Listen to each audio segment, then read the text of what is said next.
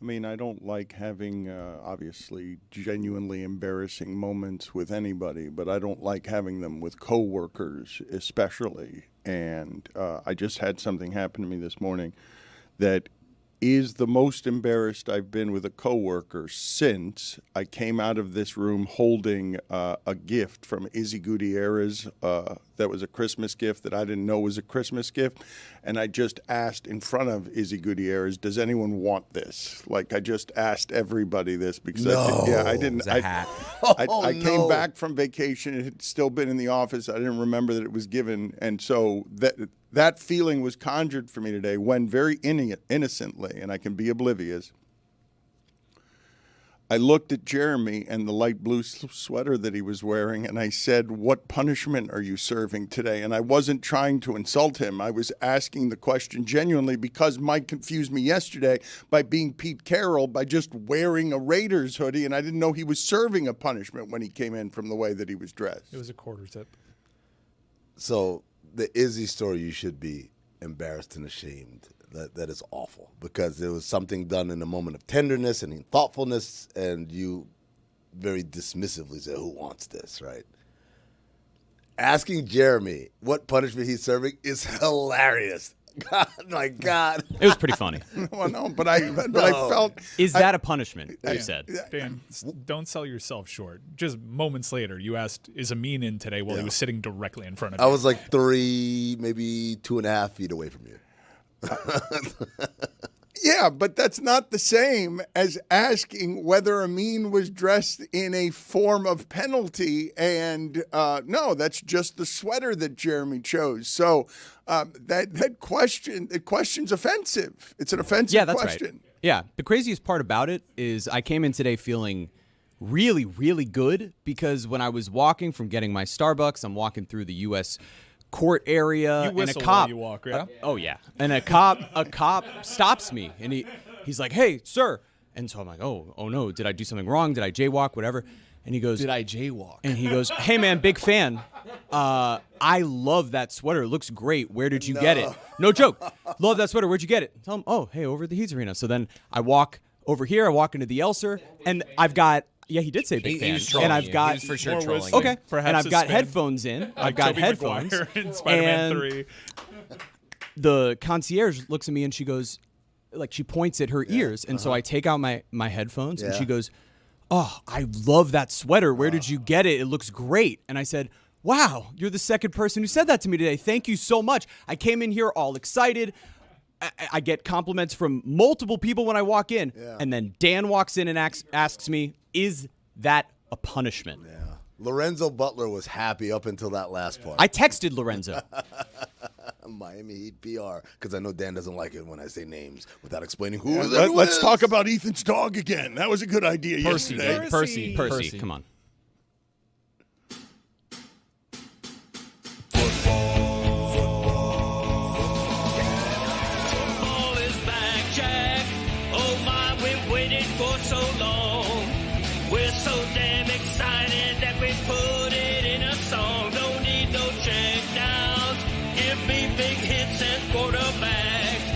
Fantasy team from falling off the track. Football is back, Jack. Whether on the ground or through the air, when the chips are down and you throw a prayer, when your team is primed and on the hunt, it's 4th and 10, you refuse to punt. When the shoulder pads and helmets crack, that's how you know that football is back, Jack. Let me hear you say, football is back, Jack. This high is wild and out of control, and we're gonna ride it every week till we reach the Super Bowl. Don't need no check downs. Give me big hits and quarterbacks. If you say this game's the best, I'll say it's a gag. Football is back, Jack. Football is back, Jack. Football is back.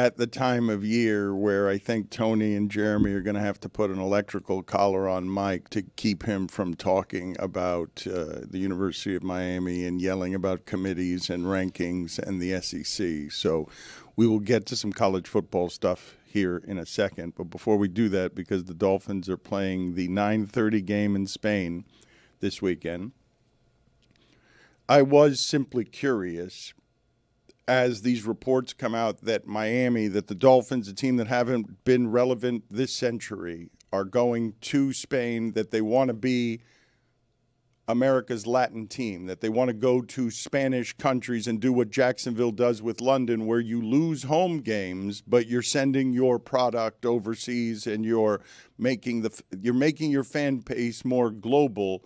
Should fans treasure the home game experience so much in football when you only get 8 or 9 of them that you want to be xenophobic and say, no, I want the home field advantage in the AFC East of not playing a game over an ocean? I don't care if it sells the game globally. I don't think that makes you a xenophobe. That's strong, I think. Walk it back. I just wanted to use the word xenophobe. I know you do. I know you came out of nowhere. No, I know Put it on the poll. with an X, Put it on the like- poll at Le Batard Did Show. Dan just want to use the word xenophobe? Is xenophobe a good word? Fun? Is xenophobe a fun word? yeah. Yes or no? Oh, Spaniards. It doesn't make you a xenophobe, but there are plenty of folks who do not want their home games, I would assume, don't want their home games sent overseas, especially if you have a season ticket package. Right. But to be clear, that doesn't make you a xenophobe. That just makes you a football fan. You should get a ticket in Spain. If you have season tickets and they lose a home game, you should just get a seat. Good idea. I think that they do have some kind of priority when it comes to those games. You know what's better than a home game? What's that? Fun road game that you and all the boys Love travel it. to. I know Mike loves that. I know Chris loves Love that. Hey, we're gonna go all of us to Spain. Sell it to the wives. We'll hang out in Spain for a couple of days. All of a sudden, come a back. work trip, honey. Exactly Gotta go. right. That's better than a home game. Home game. What do you walk into the tailgate? Oh, I see the same guy. I see You know every how many week. sporting trips I've just said to my wife it's a work trip? Exactly right. Like taking candy from a baby. What age do you think that you'll grow out of that? What age are the children? There is an age where one grows out of that, correct? Lying to your wife? I'm still looking for it. Not lying to your wife, but going on the boys' trip where you're not tired of the boys. But When never. was your last boys trip, Dan? Yeah, good question. Yeah, Was it's it been a New minute. Orleans? Mashed potatoes? My dad's no, hair? No, there were a couple of Vegas trips, but yeah, it's been a minute. When was the last time you lied to your wife? The reason that I don't do very much of that. come on, the, Dano. the reason that I was Very much, yeah, huh? the reason that I was asking the question though is because at some point I did grow out of that. It's why I was asking, because all of you seem eager about the boys trip, and I'm like, at some point you grow out of that. What was the boys' trip that made you say, enough, this has never happened? Well, Vegas does this. Vegas's expiration date with me is like 5 or 6 past these particular trips, where I'm like excited about going on the trip, and then after the trip, I feel pretty gross about myself and all the best kind. and all the choices that I've made. Those are your decisions, That's though. It the didn't good have to stuff. do with the boys, right? You and the it's on the boys, boys, man. made things happen. You made bad decisions. A That's little on you. post boys trip regret? Put it on the poll at Le Batard Show. A little post A little post boys trip boys regret. trip regret. Yes. Exclamation point. But you throw Vegas in there, it makes it even worse. Vegas and Miami are the dirtiest American cities to do that in, right? That where New Orleans would like a word. Oh yeah, New Orleans. Excuse me. Yes, yes. I'm sorry to have offended New Orleans, Jeremy. I again apologize for what happened with my obliviousness this morning. That sweater was a choice you made. I have not seen that sweater before. I did genuinely ask you if it was a punishment of some sort you were serving. He looks like John Travolta after he's like made the turn and he's going to prove Yes. to Olivia Newton-John, hey, I'm a good guy after all. Good. That's what I want to look like. Guy's hot. Danny Zuko. So a reference from the 1976 He's movie right. Grease. Chris looks at the picture behind me and goes, "Boy, you look fat in that picture." It's Pat McAfee. Before we get to some of the Miami stuff, I just did want to ask you, because I feel like Tony totally aged out on your Grease reference, and this doesn't actually happen very often with my wife, who's younger than I am. Pop culture bridges aren't a problem with us, but the other day I mentioned something, and she didn't have the context for what it was. And I mean, I'm wondering how many people in our audience don't have a familiarity with what the Harlem Globetrotters are. The reason it came up is because she was looking for something and she found that Madison Square Garden, that the Harlem Globetrotters are going to be playing Madison Square Garden. I was shocked by that as a traveling basketball circus that they still are able to command full arenas, and she thought the Harlem Globetrotters were a real team, and so I sort of had to explain to her what they were. Do you think there are many people in our audience from sports who don't know what the Harlem Globetrotters are? My kids know who they are. I think this is a do you like sports or not? Your wife is not the biggest sports fan in the world, so I think it's understandable given the age and the lack of interest in sports. Now, older people, our generation, we remember when even if you didn't know anything about sports, there was a Harlem Globetrotters cartoon, and it was everywhere. It was everywhere as a cultural piece but of a Americana. traveling circus for basketball in 2025 seems like a really outdated thing to be able to fill Madison Square Garden. Fill is a relative term. Like, it's not going to be 19,763 or whatever the number they always tout over there, but this is the dirty secret about every arena. You have the worst thing you can have is a dark date. So they'd rather have 10,000 people show up for the Globetrotters than turn the lights off and say we didn't have anything happen today. Remember when the Globetrotters played Michigan State? Yes. They lost to Michigan State. Michigan State snapped their over 1,000-game win streak, but then in 2003, the Globetrotters beat Michigan State. Yep. Magic Johnson, I think, played in that game. Dan, Guess how did, for you, which team? how did you explain to Valerie that the Globetrotters never lose? Well, yeah. They go around, but they don't lose to anybody. Well, this sent us on a video hunt when she's like, what do you mean they don't ever lose? And I'm like, watch, these defenders are clearly in on the whole thing. What? The Washington Generals. Whoa, wait a second. Speaking of lying to your wife, you should have made a bet with her. Hey, I got the Globetrotters. Speaking of bets, Tony, what are you leading this Sunday with a group of people? Lewis is very worried about this. Now these are stakes. These are stakes that make me uncomfortable because Lewis keeps muttering that he needs the money, and I just don't like the feeling of that around me. I believe he said, my kids need Christmas. Yeah. And so this is a $5,000 bet, and you guys are on the Chiefs. The Chiefs minus 3.5 is where you got the number.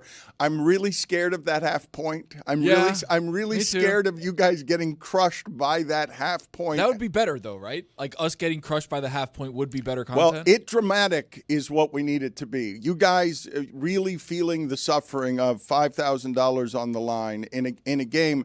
I really think that the Broncos are going to miss Patrick Surtain the most this weekend. Like, they really need that player for this game. To be able to alter the things that Kansas City is doing. But the idea that they're calling that a must-win game for the Chiefs when people don't feel like the Chiefs have played an important regular season game in how many years? A lot, right? And they've kind of got two back-to-back really important regular season games, especially in the AFC. You look at the AFC West this weekend with the Broncos. If they can beat the Broncos, there's a little tiny path for them to maybe sneak in and win the division. Next week, they've got the Indianapolis Colts, which is a massive game for kind of the hierarchy of the AFC in general. But yeah, Dan, Sunday afternoon, it's going to be dark though at 4:25, but we're going to be live streaming. Me, maybe Chris, Jeremy, Roy, Lewis, all of us sitting in the cheap seats, hoping and praying that the offense you said was dead will come alive one more time. When you say the hierarchy of the AFC, okay, I believe there is not an analyst in the country, for all that we cover football, that had the Patriots as the best record in the sport this late in the season. I don't believe there's an analyst who thought, I don't believe there is a single person out there who analyzed the AFC East, said those are going to be some easy games in the AFC East, and the Patriots are going to have an MVP chant at quarterback. They're going to have the hottest young thing you want, which is the combination of they've got a 23-year-old quarterback who we know is going to be good, and they've got the wonderful delight that sports fans treasure so much is we're the surprise. We're the underdog surprise. People haven't even been talking about us all season. They've been talking about the Colts. They've been talking about the Colts as the surprise of the league, and the Patriots have the best record in the sport. Dan, I'll do you one better. How many people had the Patriots having the best record in their division, let alone the whole sport? Like, just having a better record than the Bills. Give me somebody who had this. Give me, for all the analysis that we do on who's a good team, who's a bad team, and we do it every week, can you guys find me somebody? Because at least I heard Dominique Foxworth saying, he'll be on with us later before the season, hey, the Colts are going to be really good. Everyone's got this wrong on the Colts. I didn't hear anybody saying that on the Patriots, even as I heard plenty of people saying Drake May's growing as a quarterback and is going to be a good quarterback, but not MVP good. Not they're going to surprise everybody in the sport good. I'm sorry, I found an article from NFL.com published in August by Ali Bonpuri that had them as the second seed. There you go. New England was a very vogue pick to make the playoffs and be the team that ascends in that conference. First seed with home field advantage. Hard pressed to find anybody that said that.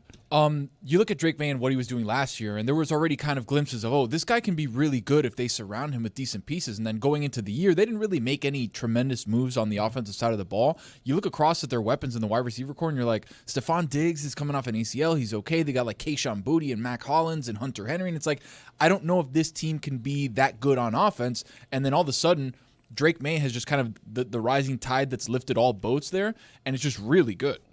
Can we call Drake May a liar, or is it too early? Too early to say that? Which part was he lying about? Drake May, when they asked him about like developing the chemistry with his receivers, and he said he's been watching them since he was in middle school. Well, let's hear Drake May in his own words, because he was talking about Stephon Diggs. Stephon Diggs is, the receiver that he's going to 100 yards for. I think a lot of us thought that Stephon Diggs was also spent. I think a lot of us thought what Tony was saying, that Mac Hollins, you're Hunter Henry. What the hell are you guys going to do with that? It's not going to be MVP chance. That's not what we're going to get. So let's hear Drake May talking about when he started developing trust with Stephon Diggs. Is the trust that you have in Stephon Diggs something that's built up over time, or do you feel like you had that right away? No, that trust was built up, probably when I was in middle school when he was playing in the league. It was long ago. Guys like him and Hunter and Mac, you trust those guys for what they've done in this league. And I just try to give them chances. And, Steph, and, you break a couple tackles, get in the end zone, but, those guys are great. Chicken time! I don't think he knows what trust is. No chance. Nowhere in the world is watching Mac when he was in middle school. Listen to him. This chicken is dying. My chicken sounds This chicken has been choked way too many times. I think you should listen to him. It's Friday. His first season was in 2017, so He's going to be watching kind of close. the game film. He was 13 when he was watching Stephon Diggs. That he was 13. I don't believe that's when they developed chemistry and trust, though. Trust is a two-way street, Dan. There you go. So you got to build the trust one way, right? So he's like, oh, damn, I'm 13, but wow, Stephon Diggs, good player. And then when he finally meets him, Stephon Diggs trusts the other way. It is a two-way street. You're absolutely right. Trust is not a one-way street. I trust you, but do you trust me, Dan? It runs both ways. And so, at that time, Stephon Diggs was not thinking to himself, I hope this 13-year-old kid could be my quarterback. But I do believe that most people watching North Carolina football knew Drake May was a special talent. And when it is that you see Caleb Williams or others go through the bumpiness of playing right away, Drake May's arc has been a fairly amazing one in that his success has been linear. We've seen him grow. They suffered for a little while, and now the stats are, before Vrabel got there, the Patriots had won 9 times in 38 games. Now they've won 9 times since Vrabel has gotten there. Like that, they got it all fixed because they're fixed at quarterback. And we can talk about their skill guys, but that's the skill guy that matters. And to have it be a surprise from a pick like that, when we all saw that coming in college. Like, we know he's a special player, but I don't think that anyone had him taking MVP from Josh Allen in the chance. Like, I did not have that happening. Not this fast. That's not this learning curve. The numbers on Drake May are crazy. Like, he's putting up unprecedented combinations of numbers. Yeah. Per OptaStats, and you mentioned, Dan, the versatility for Drake May. Last week, his mobility as well. Over 2,500 passing yards, over 250 rushing yards, over 20 touchdown passes, over a 70% completion percentage, over an 800 winning percentage. No other quarterback in NFL history has put up those numbers over any 11-game span of starts in any season in NFL history. I don't think this is that surprising. It's Mike Vrabel and Drake May. A lot of people rated both those guys super highly. This is what Mike Vrabel does. I don't, for the life of me, Tennessee's a freaking mess. Terrible decision. You have the greatest underdog head coach ever, and you have a guy that was dynamite in college. This makes sense. This makes all the sense in the world, actually. But the thing is, to Dan's point of the speed of it, they lost to the Raiders on opening day, and the Raiders are terrible, right? Like, you look and you juxtapose the two ways that both of those teams have gone, and at the beginning of the season, you're like, oof, all right, Vrabel's going to get off to a rough start, losing to a Raiders team that maybe could be good, and now we look at them, and they've won 8 out of those. But Mike says it's not a surprise. And look, the Dolphins came very close to beating them, and at the time when we were talking about what the assessments of the teams were, the Dolphins were viewed as a team that should win that game against the Patriots at home. And while you're right about the reputations of Drake May and Vrabel, it's 2 consecutive 4-13 seasons, and that's the MVP of the league that's been at the top of the division for a while. It's one thing to think that the Patriots are going to be the 2 seed or they're going to be good. It's another thing entirely to say, whoa, the moment they beat the Bills, did they just take the division from the Bills? Because everyone around here is saying now the window's closed on the Bills. So the Patriots get 2 years of suffering while the Dolphins get 22? The Patriots get 2 years of suffering after Tom Brady and Bill Belichick, and the Dolphins in the same division get 22 years of suffering and now ship off one of their home games to Spain or somewhere else so those xenophobes can enjoy them not playing in Miami. A handful of people said the window's closed on the Bills. A handful of us think that's absurd. I saw just on the television moments ago that bettors are saying the Bills are still top 5 in terms of how it is that the money goes, that viewed as one of the top 5. That's a youth thing, too. You got to expect, like, there's an ascension here that comes with this Patriots team and Drake May. Yes, this is a great start. You're going to be really important in this conference for a decade, but this takes time. They are a flawed team. Put a little bit more talent around the quarterback. In the playoffs, we know the Bills are going to be favored. Not that matters. They were favored when they played New England earlier this season, but these typically don't go the way where second-year guy just claims the conference from both Mahomes and my larger point is because of the way the Patriots are playing football through, as you correctly identify, coach and quarterback. The streak they've put together is unusual of number of times they've gone over 23 points and number of times the defense has held opponents under 23 points. So what they are is a balanced thing. In that Raiders game that Tony talked about, they lost 20-10. Since then, all they do is put up 20 plus, and they just don't allow teams to score very much. So they have the balance that you want that is really hard to undercut. I understand that anyone that goes against the Chiefs and the Bills and the Ravens probably are going to feel like an underdog. You're not going to trust any of those teams until you've seen them get past the teams that you have seen do it. But they're way ahead of schedule. There's supposed to be a suffering process that lasts more than 2 years before you get to just take the division back. It took the Bills 17 years to take the division from the Patriots. I think when you look at it from a conference perspective, like one quarterback can say they took it from Patrick Mahomes and it's Joe Burrow. Like he's until proven otherwise, they run shit. But you look at too on the other side of the conference in the NFC, Jaden Daniels was a rookie, and all of a sudden completely barnstormed through everybody in the NFC, got to the Lions, who were one of the better teams in the NFC, Super Bowl hopefuls, and destroyed them too. Obviously ended up losing to Philly, but that's another team that was like out of nowhere, boom, coach, quarterback, everything linked up, and obviously this year they've been hurt, but that's kind of another example. Oh, but here's the thing though, and I'm sure that this is happening to others. This is not just happening to me. That Washington thing happens and then collapses, and I'm less surprised by it than I would be if it happened in these uniforms. There's something about seeing this running around throughout my football nightmares for 20 years, owning the sport, where I'm like, oh, that's not going to have a regression. That's not going to have a quarterback who goes the other way. Maybe he gets hurt, but it's not going to. He's not going to suddenly be C.J. Stroud. He's not going to go from MVP chance to what happened to C.J. Stroud. Like, they have the organizational infrastructure. The Gerard Mayo hire was a disaster, okay, and they got out from under it. He's the guy who came after the guy, and so for 2 years he takes the beating. But Vrabel's already won as much in 11 games as they won in the 38 before that. That's crazy. I think Mayo might have just had 1 year.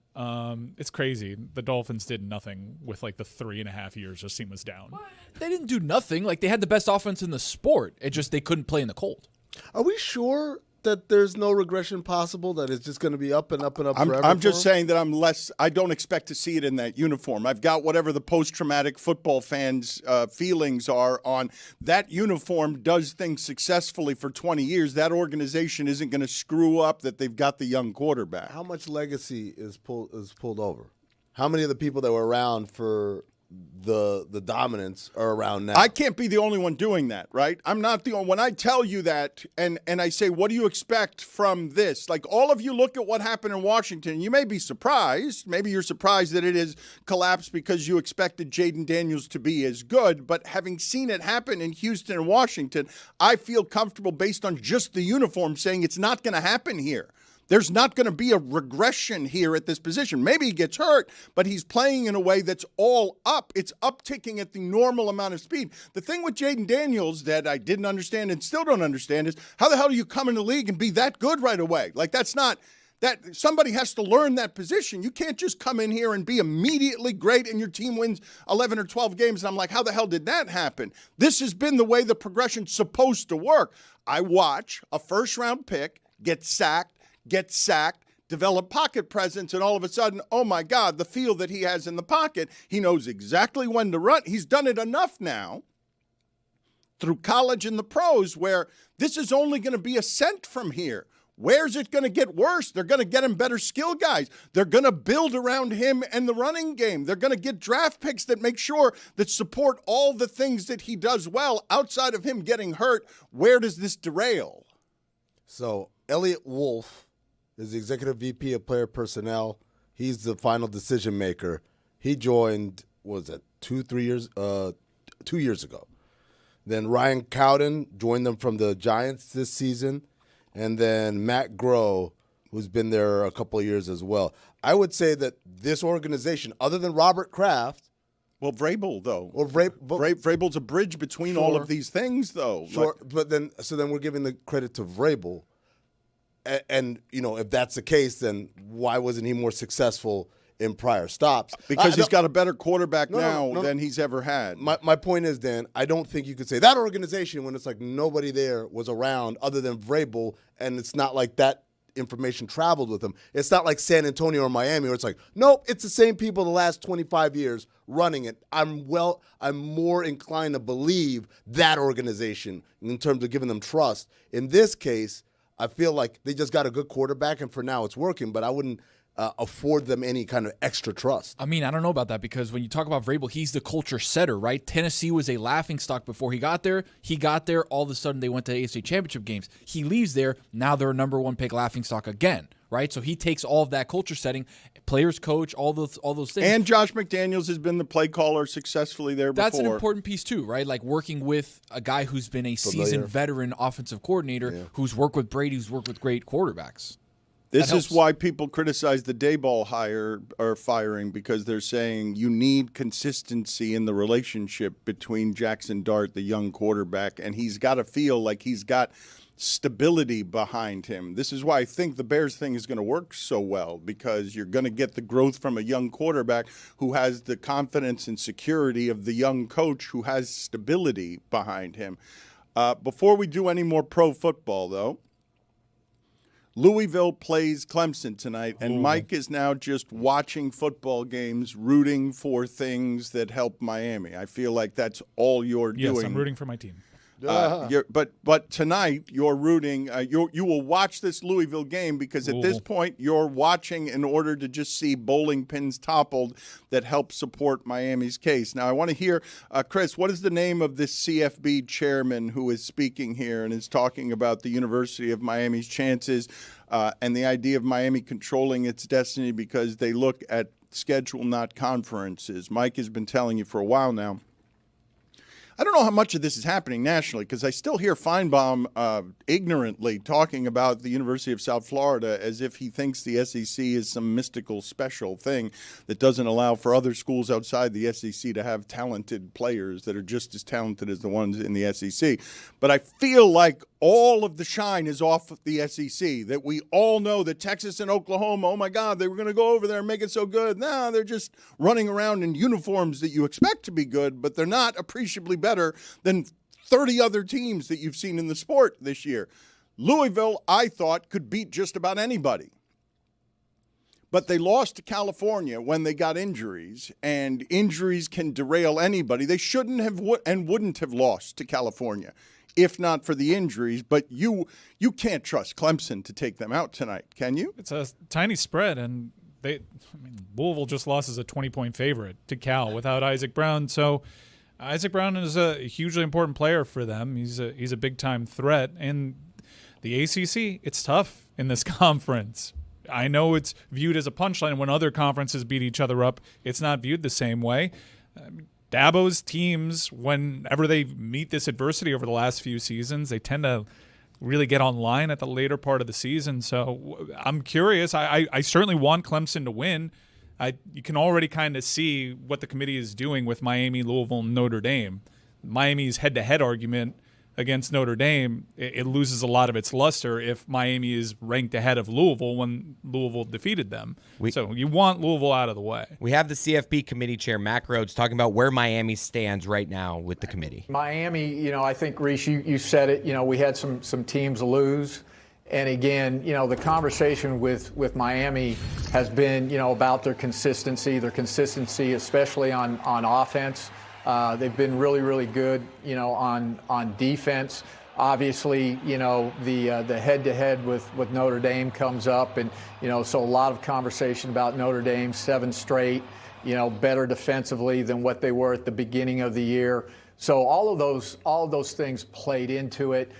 We've got great respect for Miami. When you think about the eye test, they're really talented, both sides of the ball. Just need to be a little bit more consistent on the offense. I'm sorry, you said his name was Macro? Mac Rhodes. Oh.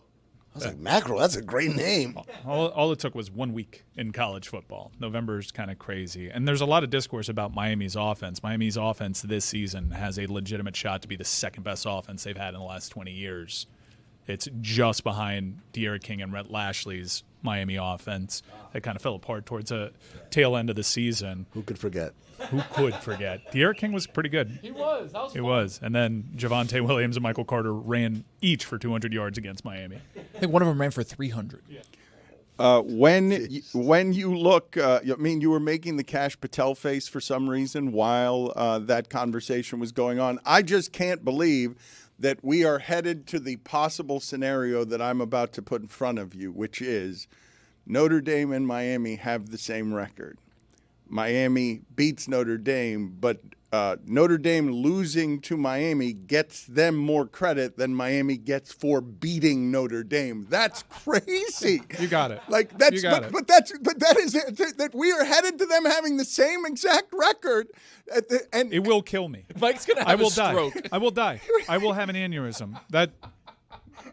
so Miami wins the game against Notre It's Dame, not fair. This is but ridiculous. that doesn't count for anything. But congratulations, Notre Dame. You lost a close game to Miami. You get to play in the We playoffs. all You see did what's it happening. early enough in the season that it doesn't matter at all. We're going to penalize Miami for beating you by not giving them any credit for this whatsoever when they have the same record as you. But Notre Dame, hell of a loss. Way to go. We're all about Notre Dame. But again, I think it goes back to kind of like quality losses. Like Notre Dame lost to a good Miami team. Miami right. lost to, And they also lost to Texas SMU, A&M, right? Like they lost the other loss. It's not the head-to-head. It's the other loss. Bad losses undo good wins. Yes. Mike is going to die. All right, shut up. Losing to SMU is not a bad loss. You know how many losses SMU has in the ACC since they entered? 3? 1. Well, that's in the ACC. 1.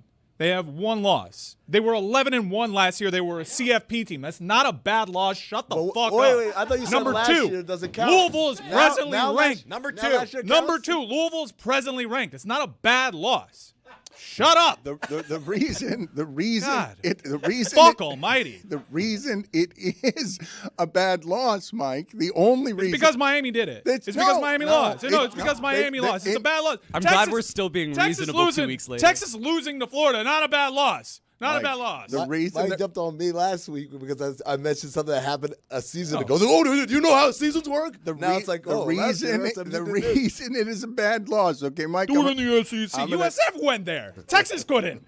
I'm going to try and fail probably to remove some of the emotion from this. The only reason that they are bad losses is because in both games, Miami was a double-digit favorite. In both of the games. I understand what you're saying, that Miami is absolutely being punished for raising the level of expectations to where Miami teams were in the past. But when you lose as a double-digit dog, they weren't a double-digit favorite against SMU. The line fell to 8.5 right before kickoff. Yeah, Dan. Alabama loses as a double-digit favorite. Dan. Point all and the a half, time. Dan. Just, pick up a paper.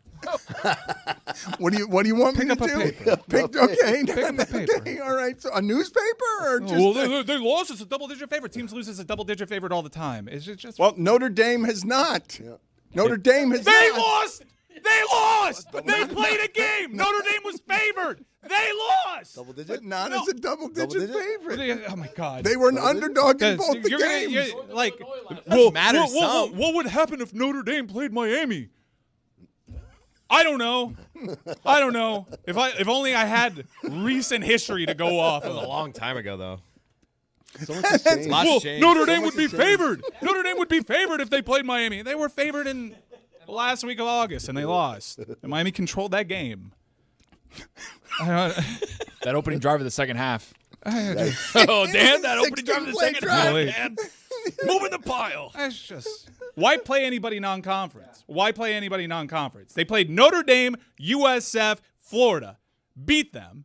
They have difficulty in their conference because it's a tough conference for Miami. They've been to the ACC championship as many times as Notre Dame has. Okay? They've lost 4 games in the last 2 seasons, none of them by over a score. Notre Dame's losses are to Miami and by 1 point to the number 3 team in the nation. Miami's 2 losses are to the 20th ranked team in the country and an unranked team. That has to mean something. It does. What is SMU's record? We were just told that it's about the resume. Yeah. And the resume, while a better win, obviously, for Miami, beating Notre Dame. Sure. If the entire premise is wins and losses don't matter. Yeah. We're looking at the resumes and deciding who the best teams are. Who is it? It becomes Notre Dame. Okay. Not based There off you my go. logic, based off the logic Why? the CFP has Why? shown you for Why? over a decade. Why? Methodology Why? is Because they shown. beat USC? Because they beat USC? Let's flip the resumes. Let's have Miami lose to Notre Dame by the same amount, and let's have them lose to Florida by the same amount.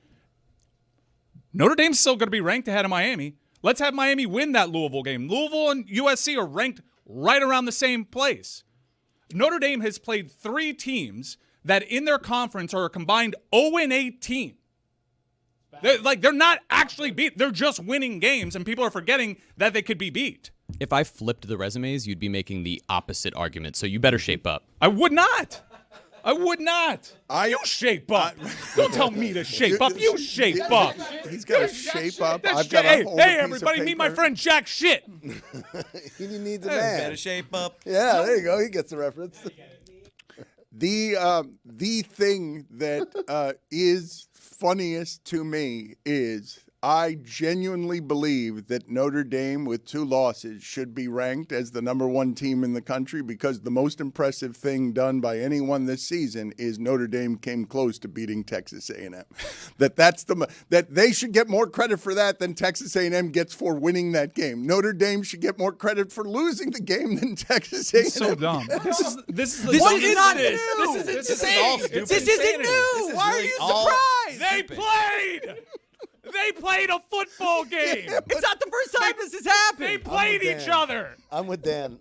I like this. You should get more credit for almost winning. They look great against Navy. than you do for The committee. Boy, they took it to Purdue. The committee should make Notre Dame favored against Ohio State because did you see how close they came to beating Texas A&M? So close that I think they're better than Texas Imagine if A&M. Miami had a close loss to Notre Dame. Whole thing is insane. Thank God Miami imagine lost their that? dumb one earlier because they actually have a chance now. Because if they lost their dumb one at the last game of the season like they did last year, they wouldn't have had a shot. This part's great, right? Chris Cody looking up, okay? Everyone's talking, droning. College football head committee member is droning. And Chris Cody's just saying, it was a long time ago they beat Notre Dame. I don't remember that long. It's the gummies.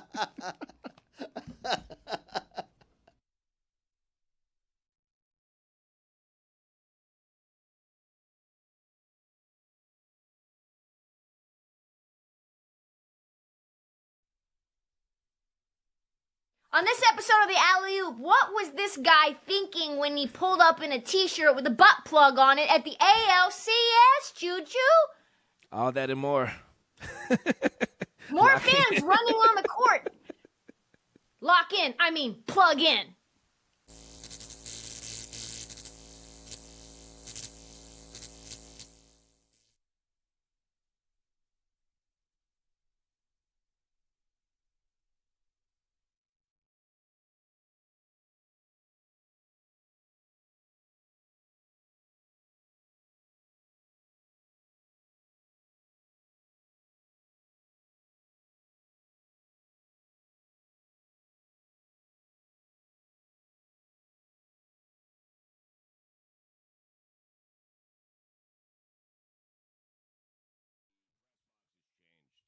Seriously, get over yourself. We're Chris going said to it. talk during the post game. Tim Reynolds, enough.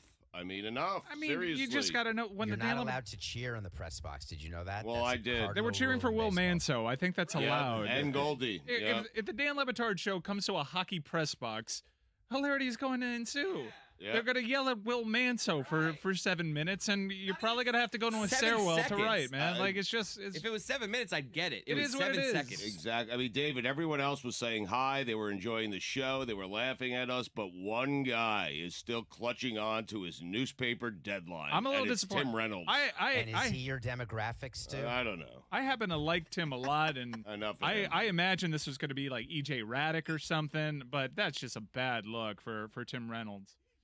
Listen, I went up to him afterwards. This was the best part. Stugotz Yes. is like, I've known Tim for years. I'm going to go fix this. He walked to Tim and walked right back very quickly. Yep. It was a very quick interaction. Well, he was writing. Okay? He's on deadline. It's Enough of the deadline. It's a We're work. on deadline, too. We're on deadline. I gotta get home. I feel like playoff hockey. I got to get home. Yeah, we're on deadline too. We got to get that post game out. It is a working press box. Tim Reynolds is a journalist who's trying to write, and Stugotz is back there. Hey, Will Manso! That was Chris and Goldie. Don't leave out Goldie.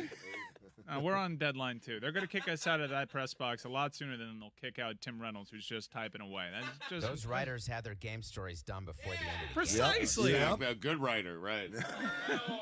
Oh, What happened there? I apologize to him. I've known Tim for decades.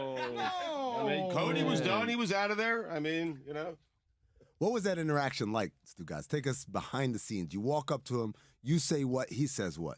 I said, Tim, I apologize. That's on me. I should know better. Not Chris, okay? I should know better. I've been in press boxes before. I know you have a deadline. I apologize. And he said, that's fine. Just, try to keep it down. That is way too long. That was Way much too longer long. than the actual He's on conversation. deadline. I always extend it a little bit. Can we you guys know that. call Tim Reynolds and just ask him about what the Don't, interaction was no, like? no. Greg Cody's back in my day. Seeds. Seeds. Seeds. Had a slice of watermelon lately? Popped a few grapes in your maw? Then you probably notice seeds are disappearing from fruit. And you probably see this as a good thing just because it makes life a little easier. We love us some convenience. In fact, it's a terrible thing, the de-seeding of us. Symbolically alone, the seed is the king of life. Adam gave his to Eve, and here we are. if you believe the story. If they take the seed out of humans the way we have watermelons, we're all dead ducks. Beans, peas, rice, coffee, corn, all seeds. Flour and oil started as seeds. All hail seeds. So what the hell is happening? In exchange for convenience, we are not valuing the seed's impact on health, biodiversity, and our food system. The genetic variability of most plants require seeds as essential to their evolution. De-seeded, artificially homogenized fruits rely on human intervention in the reproductive process, exposing the fruits to many pathogens. Plainly put, seedless fruits are not as good for you. They contain less fiber and have fewer minerals and vitamins than their seeded natural brethren. Seedless fruits also have fewer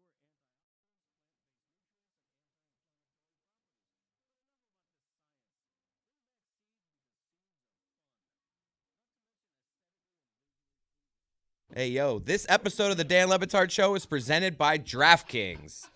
DraftKings, the crown is yours. Let's play for Dominique Foxworth some sound here of a Chiefs fan ripping Josh Allen. Always funny when old people rip athletes, I feel like. Let's see what we got here. Buffalo defense. Mid hit Josh Allen in the nuts. Coming into this. If he has any. With all of its injuries. Deck his ass. Shakir. Chicken shit, you ran out of bounds. 60-yard boot. Deck his ass. Hell yeah. Chicken shit. Punch him in the nuts if he's got any. She knows ball. And balls, yes. Drake May appears to have taken the top of the division. Did you hear from anybody, Dominique, before the season? You told us the Colts were going to be good. Did you hear from anybody before the season that would have predicted 11 games in that the Patriots would have the best record in the sport?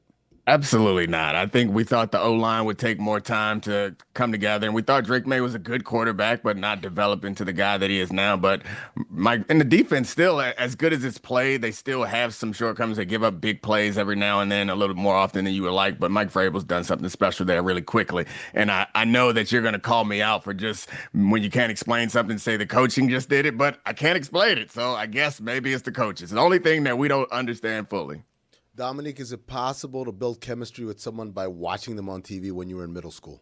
I missed something. Obviously, I missed something. I haven't listened to the show. Drake May was this morning. asked. Drake May was asked when he started trusting Stephon Diggs, and he said when he started watching him when he was 13 in middle school.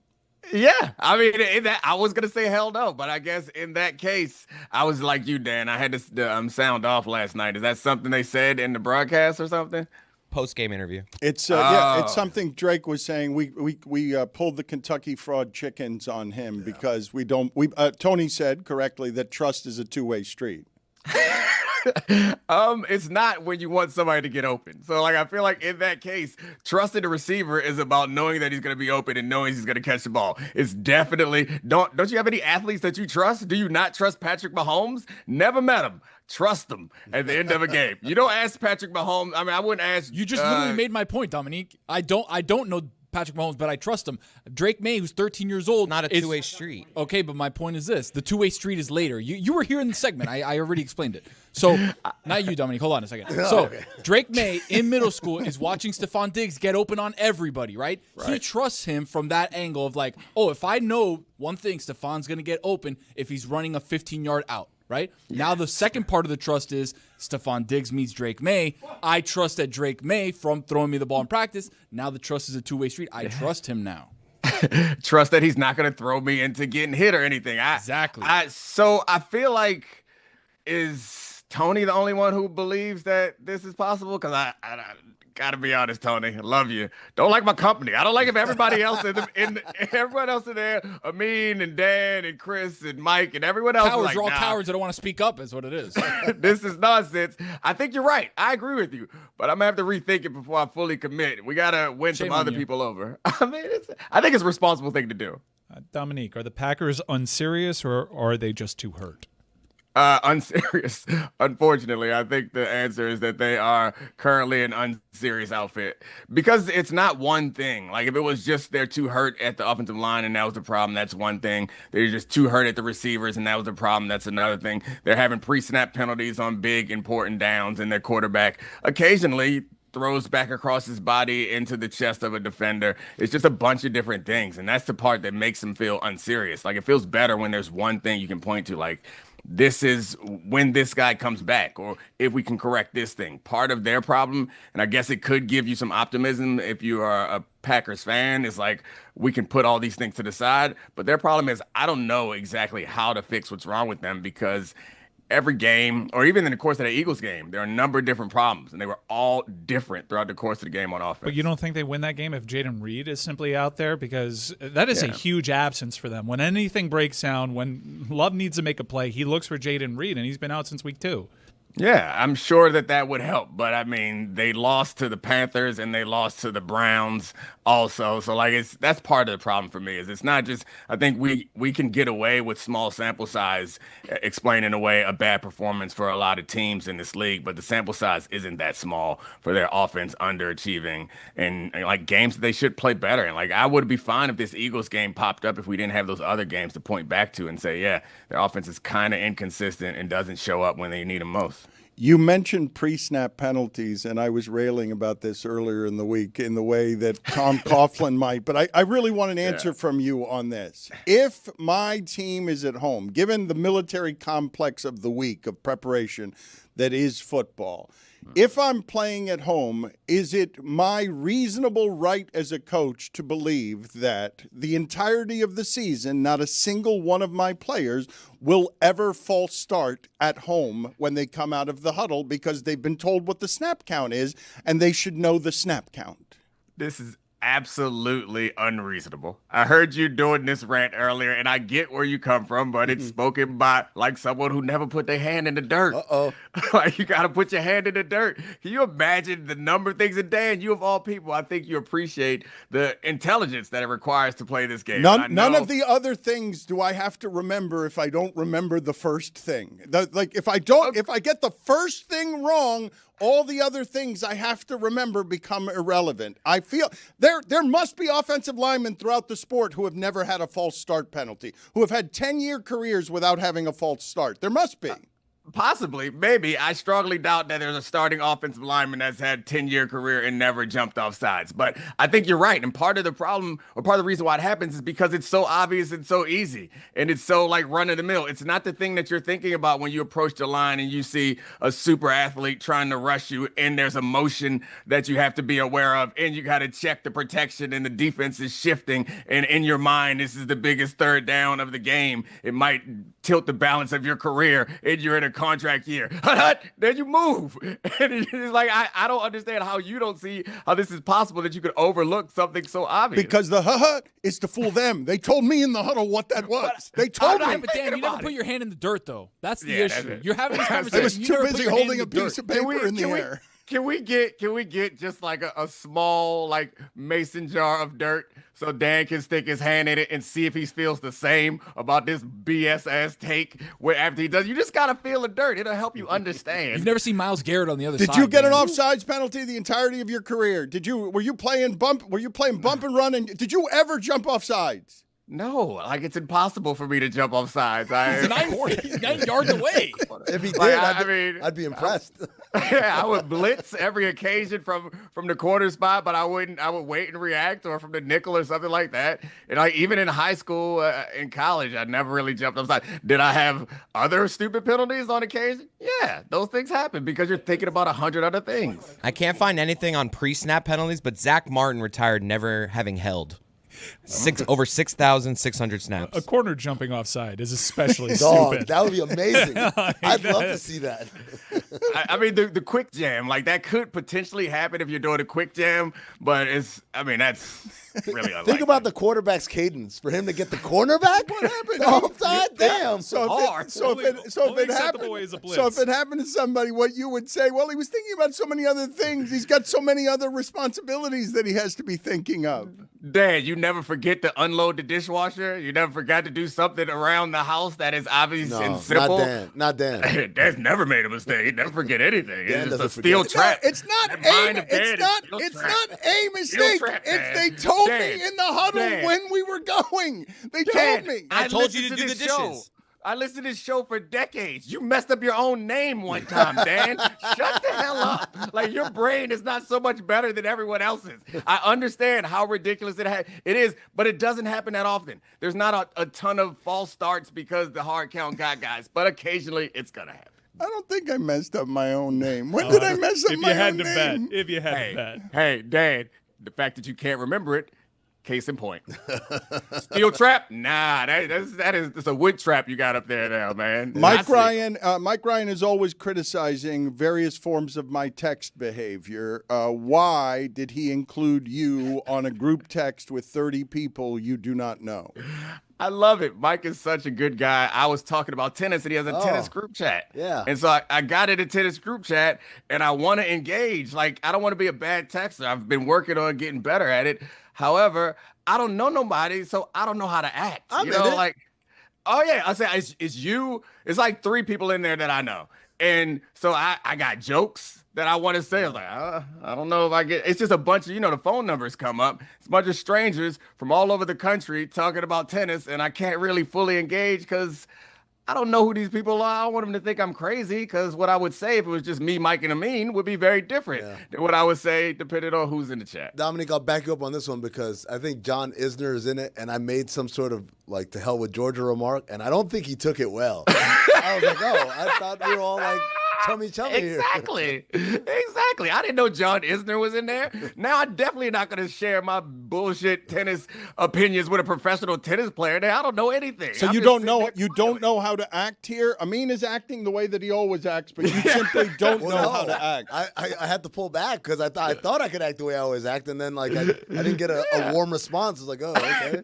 It's kind of party. I also, I don't know. I don't want to get into that situation because I had a couple jokes pop up, and then there are some people who are freewheeling. They send some things that they feel confident about, and I'm like, can I like this? I want them to know that this is safe, but I also don't want anybody else to think I'm on this team if this is the wrong place. You can't act the same way at work as you do amongst your friends. Amin was right earlier in the show when I was saying I don't expect Patriots regression from Drake May. And he's saying, well, what carryover is there from you thinking this organization has been good for 20 years? And what I'm waving around is that, per Doug Clawson, year 2 quarterbacks with 200-plus passing yards in each of the first 11 games of a season. The list is 2018 Patrick Mahomes, MVP. 1984, Dan Marino, MVP, 2025, Drake May. Like, that's the list of people. Oh, did you just mess up a year? How could you mess up the year? It's the year that we're in right now. He didn't forget it. He merely misspoke. But Dominique, I guess my point was Dan was saying we're not going to see any regression from Drake May. And I said, well, what proof is that? He's like, well, because the organization. I said, Dan, most of the people working there weren't there from when they were dominant previously. I mean, there's a couple of people. Yeah, but not just the organization. Also, year 2 quarterbacks don't have this kind of pocket presence. He's great. I'm just saying this game has a way of figuring people out, of bringing it back down to earth. I remember there's a point where you guys were swooning over Justin Herbert, and yeah, he's still great, but it's not like what you were talking about in his first or second year. And so, Dominique, is it possible that can you not unequivocally, but can you confidently say, no, it's smooth sailing from here on out? I think the Patriots are going to be good offensively for 10 years if he doesn't get hurt. Yeah, I mean, I think that you guys are saying 2 different things. I think that what you can say about the Patriots for the rest of Drake May's healthy career, you can probably pretty confidently say they're going to be pretty good. But, I mean, those names that you mentioned, Patrick Mahomes stands out. Like, he's had some years, and that offense just as recent as last year and part of this year have had some pretty rough runs right there. So I think, is he going to be this level of quarterback all the time? Of course not. He's going to have some years where things don't work out the way that he plans, be it injuries or his own decision-making. Things will change. But I think it's pretty fair to say that he's going to be one of the best quarterbacks in the league for years to come, and the Patriots are safe there. So a C.J. Stroud type thing is never going to happen to him. I mean, I would say that the thing that's happened to C.J. Stroud is part C.J. Stroud, but mostly they won't protect my man. And so I think if you put C.J. Stroud in a slightly better situation and his receivers can stay healthy, I think C.J. Stroud, you see it. And to be honest, C.J. Stroud's first year, we were raving about how impressive he was because it was relative to our expectations for him. Like, if you go back and look at the stats from that season, it wasn't all that great. Like it was good, and he was attacking deep downfield. He was playing in a way that we didn't expect, and we were like projecting he's going to be one of the best quarterbacks in the league based on what we were seeing. But in that year, I think his QBR was like in the 60s like the 60s or high 50s. It wasn't like he was in the 80s balling out the way Drake May is right now. The Giants seem to have a young quarterback at a desirable contract, and they have young skill guys that are hurt. But what do you do with that head coach vacancy if you're the New York Giants? I mean, I think the obvious trap is to go try to find the best offensive mind, and we underappreciate the minds of defensive coaches. I think you can see a lot of the best head coaches in football right now came from the defensive side of the ball. Of course, there's some good offensive coaches also, but I think given the last several years, 10 years or so of Giants football, it's kind of been disjointed and like unorganized. I think they need to hire somebody who can kind of get the whole organization in alignment, which is weird because they kept Joe Shane, who he's not incentivized to hire somebody who has the track record or the power or the know-how to take over an entire organization because he's the general manager. He doesn't want to give up any of that power. So there's some complications there with the ownership group that might make it more difficult, but I don't think that they should focus on a hire that's only for the quarterback. Dominique, Dart has been in concussion protocol 4 times already. Ooh. He's diagnosed with 1 against the Bears, but he's been protocol 4 times. How would you, if you were the Giants, protect him for the rest of the season? Because the last thing we want is another tool on our hands. Yeah, I think that he obviously needs to protect himself. And I think implicit in your question is like, would you sit him out or would you play him? It's like, no, I think I would definitely play him. Like he needs the reps. He needs to learn. And these are lower stakes situations. And I think that's part of what he needs to understand is in the course of a game, if it's 1st and 10 in the second quarter, we don't need like Super Bowl John Elway helicopter dives. And I understand he thinks he is bringing some energy to this team and setting the tempo, and you'll see Patrick Mahomes do stuff like this at times too. But I think he needs this experience to understand. Even in that game, we saw Caleb had a few big runs early in the game. He slides later in the game. He's diving for the goal line. Like I think understanding the situation is more important for him, and you're not going to be able to demonstrate that unless you get him out on the field. I have yet to locate Dan screwing up his own name, but I did find multiple examples of him screwing up other names. We start with John Mulaney. Who is the comedian? Is it James Mulvaney? COVID. Dominique. Go ahead, Dan. No, you want to defend yourself, Dan? Not defend myself. That sentence represents me looking in the mirror and recognizing in the middle of the pandemic I've descended into old age. Who is the comedian? Is it James Mulvaney? It's the moment that I put the tombstone on. That's where it is that I got old. It wasn't. It wasn't James Mulvaney. In your defense, you were just asking the question. Did you like mess his name up like 3 more times in that same little block? They're like, I think Chris was taking it easy. If I remember correctly, you couldn't get it at all. Like you needed Mike to come in and save you. We've got a bunch of big games here on the slate for Sunday. 4 big games. Dominique, which big game is the biggest of the big games? Rams. Oh, that's a Zaslow, right? We get a big game. Hey, that's my bit. Tell that man to get some clothes. Show his wife some respect. Don't That's go what on I was a trying date to tell him. in a wrestling shirt, man. That's what I tried to tell him. He needs to go like the ones that we had, like the knit shirt with some linen pants. Get a little sexy. Yeah. You do not want to see Zaslow in a knit shirt. I want Tony to dress Zaslow. I do. I want to do this. The problem with that is, or I think Zaslow, what he doesn't understand is he's created such a low expectation that he would kill if he just popped out one night. People like me and Tony that's fly all the time, like, I don't get no extra points when I fly. My wife is just like, yeah, you're supposed to be fly. That's how you are. But Zaz has created such a low bar, all that man got to do is put on a button. Just one button. Get you a polo with one damn button. And she going to be like, oh, my gosh, she going to do the special thing that you love, Zaz. But anyway, the Rams and the Seahawks, that's the game to me. Like, that seems like those are the best 2 teams in the NFC right now, and 2 of the teams that seem to have the fewest weaknesses of anybody in the NFL. I think when you look at their track record, one of the problems with a lot of the teams in football right now is they don't have a lot of great, really impressive wins, and that's in part because there aren't a lot of great teams to beat.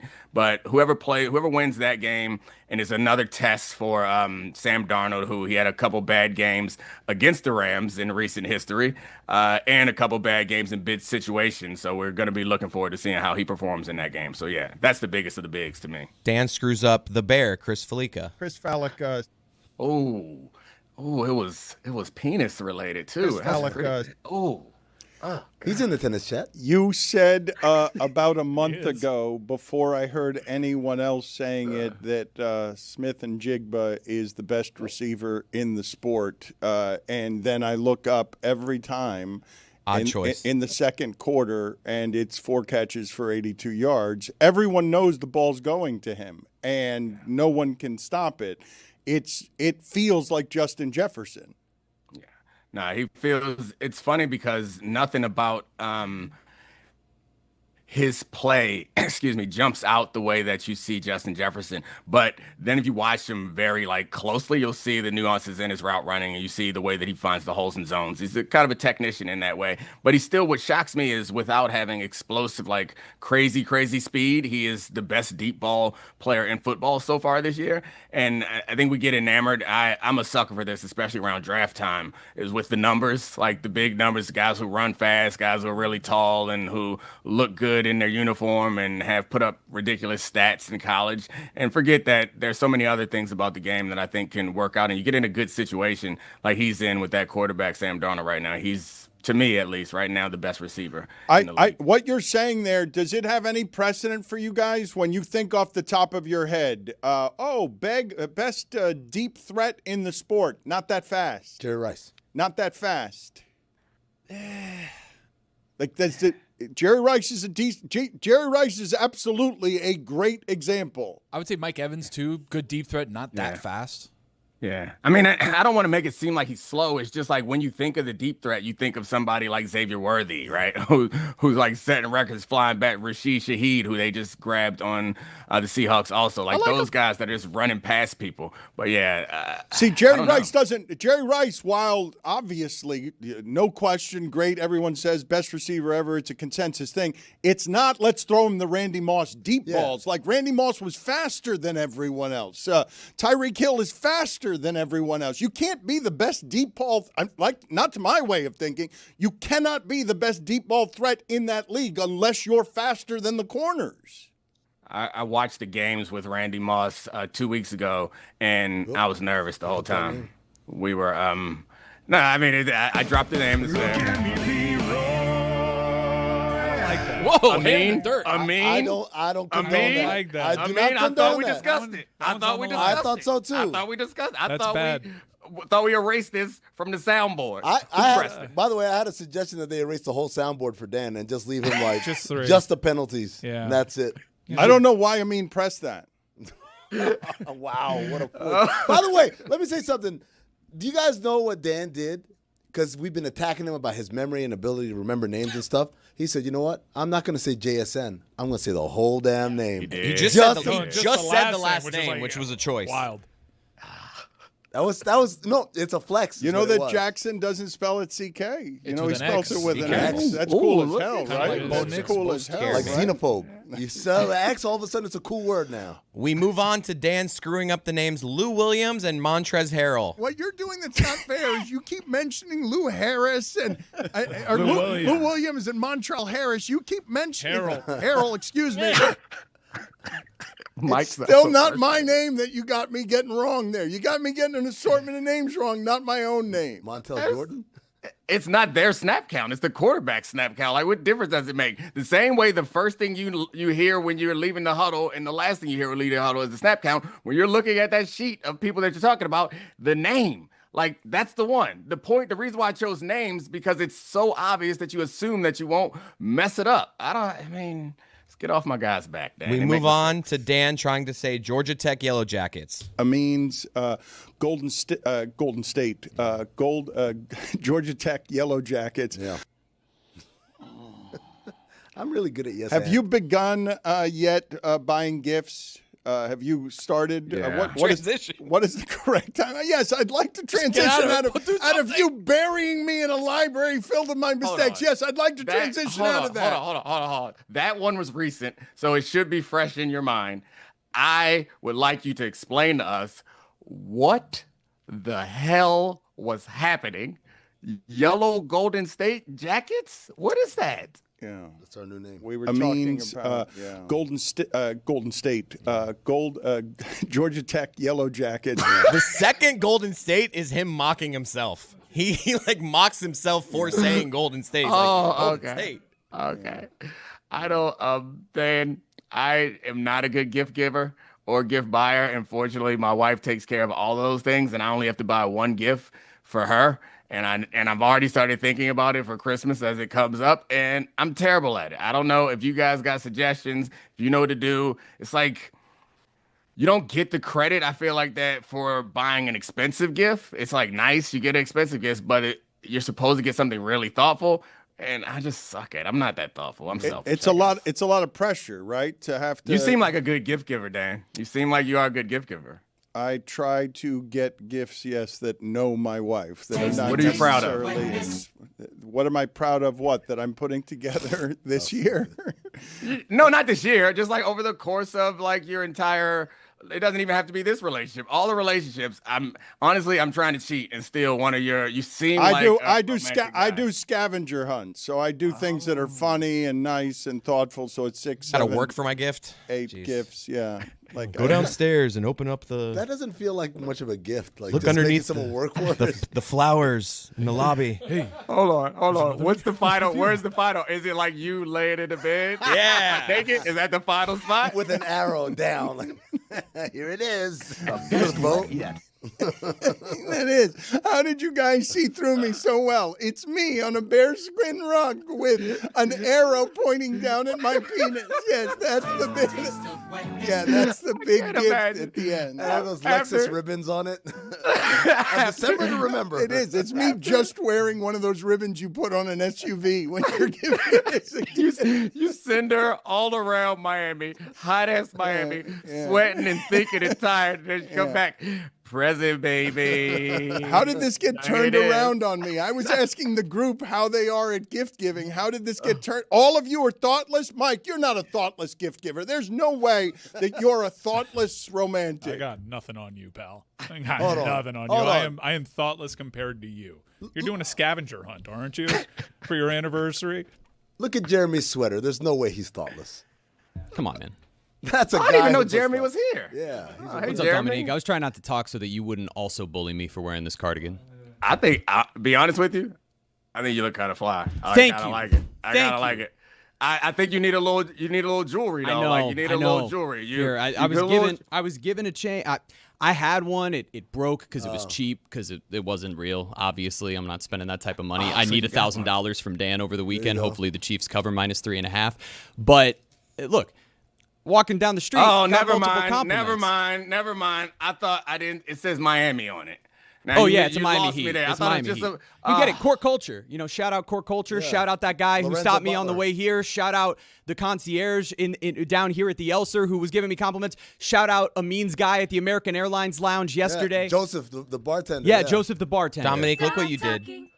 Can I tell? Yeah, I'm sorry. Can I tell you the gift that I got my wife that I thought she was gonna really appreciate that it didn't work out? It was a few anniversaries ago, and my wife like really loves music, and especially like old music, 90s R&B. Like we all love 90s R&B. A lot of Drew Hill playing in the house, a lot of Jodeci, a lot of that type of stuff playing at all times. So I mean, of course, I took her to dinner and all that stuff, and then the one like thing that I thought she would find like funny and also appreciate was I got a cameo from Cisco telling us happy anniversary, and he mispronounced my name. It was like perfect. It was funny. He was like, I don't know, Don Quaid. He wanted to say it, and like I thought it was perfect. It was funny. It's good. She was like, oh, okay.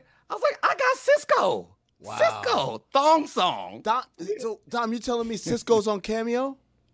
He was a few years ago. I don't know what he's doing now. You know who else is on Cameo? me at Darth Amin. You can order a cameo right now. Birthdays, bar mitzvahs, bat mitzvahs, whatever, anniversaries. I do it all. At Darth Amin, we're running a special right now. Don't miss it. You got that special too? Funerals too. I'll send you the Cisco video if I can find it. So He's you can, unavailable right now, Cisco. I was looking up to see how much it would cost. So wait, the gift, you say you're a bad gift giver, and yet you're sitting here trying to give your wife something that is both thoughtful and funny, and she finds it neither. Yeah, that's called being a bad gift giver, Dan, because I'm trying. I would love, there are plenty of things that I'm not good at, but I don't try, so it's fine. When I'm trying, I'm like, I'm going to do this. One year, I think, surprisingly, I wrote her a terrible poem a long time ago, which again, I was like, this will be... That's a good effort. Good effort. No, to be clear, I mean, I knew I'm not a poet. I was like, this will be funny and also get across the point that I'm trying to get across. And that was actually a gift that like it worked out. And then of course there's like you buy diamonds every anniversaries or every so often, and those go over well, but it never gets to quite the reaction of like something that's thoughtful where it's like, oh, you nailed it. And I want to be good at these things. So I remember that, but you can't go back to it. That's the thing. Dan, you can only put your sexy body at the end of a scavenger hunt once. You can't do that every year. Oh, no, that arrow has been used for 9 or 10 years now. It's the same ribbon I'm wearing as a thong every single year. It's all tattered. You mentioned, Jeremy, getting complimented by strangers. Is that something that you do at all? Are you comfortable enough? Are you man enough, Dominique, to just compliment a stranger with no agenda?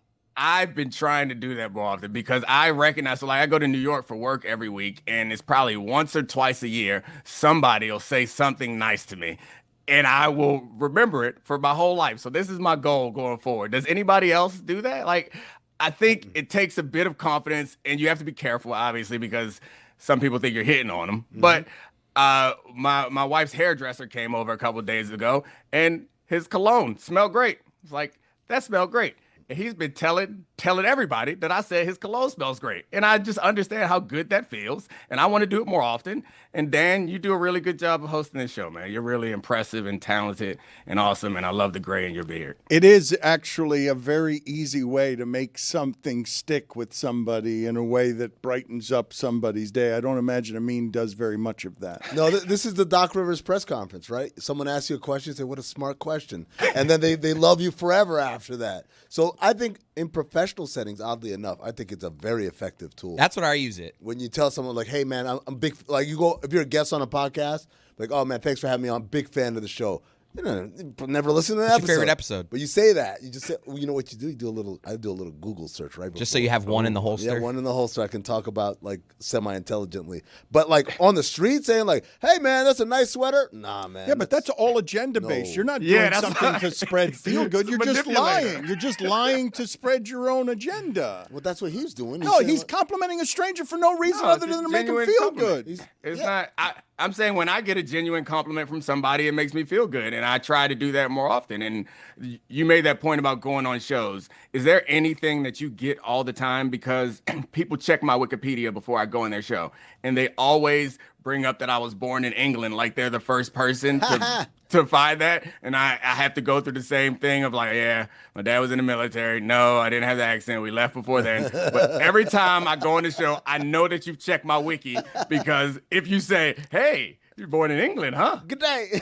That is worse, I think. That's worse than not knowing anything about you, correct? For them to just cite the first sentence of your Wikipedia is so lazy that it's offensive to you as a former professional athlete. It's funny to me because I know what they did. They looked at it. They was like, oh, that's so random. No one probably brings this up. I'm going to shock them by bringing this up off the bat, and it's going to soften them up. It's going to be great. And I play along. Oh, yeah, my dad's military. Happy Veterans Day. It's cool. But it's really not that interesting a story because I don't remember anything. I think they're going to get something out of it. Like, did you play soccer growing up? Like, no, I don't remember at all. We were stationed there. I was born. Like fish and chips? And that was it. Cool, blimey. Did you start with a good A? Like, I feel like you started with a good A. Oh, it sounded more Australian. I was very confused. My fault. I wanted to ask both you and Amin something that's happening over in MLS where they seem to have made a bad business decision putting their games behind a paywall. And Inter Miami right now is in the middle of what is going to be a 1-month period playing the first round of MLS with Lionel Messi. Yes, Amin. I won't lie. When you started with, I wanted to ask you and Amin a question. Like, what black topic are we going to have to tackle today? No business. No business. We're trying to be. It says right here, Dominique was born in England. Oh, that's right. I made the same face as you. As soon as he was like, I want to ask you and Amin a question. Like, oh man, we about to get into it. Yes, Colin Kaepernick got blackballed. I went with a business question, asking my front office guys for some expertise on decisions a league made in growth and expansion of his league. I tell you, Apple as a partner, everybody would say yes. But now they're going to make their games free next year because they did real damage to their league by putting all of their games behind a paywall. Well, free behind the normal paywall. They were like double paywall. You Right. had to Two have paywalls? You had to have like MLS Season Pass. Now, if you have Apple TV, you get access to the entire MLS. It is a capitulation on MLS's part to say, hey, this didn't work. Viewership's down. Attendance. You could always count on MLS attendance being strong. Attendance has dipped down to 2022 levels right now. Why do you think attendance is down? Do you think it's related? I don't know if it's related. It's hard. I mean, last year their attendance was good, but they had a huge boom with Messi being the novelty. And for it, I can understand stretch. it sliding, but to slide to 2022 levels, that is not the sustainable growth model that they touted so proudly. Seems like Mike is the person that you should have asked this question to, but I think that you can tie the stretch. I don't think it's a stretch to tie the attendance going down to the viewership going down because, like, you follow a team. You want to go to the games. You want to watch the games that you don't go to. I think you have more buy-in. And I think we all kind of pointed at this time as this being kind of a bad idea because, to your point, Dan, you said they're in a growth stage. Like, if you're in a growth stage, you want it as easily accessible as possible, and you may not want to try to maximize revenue. Like anytime a company is building, you'll see it. Like a new company is going to give you a bunch of promotions, give you a bunch of discounts, try to get you, make it so this product is a habit for you, and you don't have to clear anything. They'll give you samples in the mall because they're trying to get you to stop and buy it. Like they did the opposite. They're like, you got to get reservations to come to this new restaurant that no one has heard of, that no one really likes in a country that is barely into it. So like, I think it was a interesting strategic move. It probably was financially more beneficial to them in the moment, but I think in long term, it's already had a bit of an the impact. worst crack dealers ever. We saw Spotify do a reversal when they try to make their podcast exclusive. We've seen the WWE's business tumble quite a bit. Netflix doesn't even release viewership numbers for Monday Night Raw. And now MLS is doing this. I understand as a commissioner of a league, he has to take like the big money deal. But in retrospect, this went against the best interests of the league by putting it behind this paywall, a league that was trying to grow, a league that has the benefit of hosting a World Cup this coming summer. In retrospect, big mistake. Yeah, seems like it. I mean, I would have thought that WWE, I'm not a WWE guy, but like it's a long-standing business that has really locked-in fan base, and Netflix is probably the most common streaming service. I would have thought that if anything, if there was any league or entertainment property that could like survive and not be impacted by it, it would be the WWE. Of course, the NFL is one, but I even think if you put a paywall up for the NFL, it would have a dramatic negative impact on it.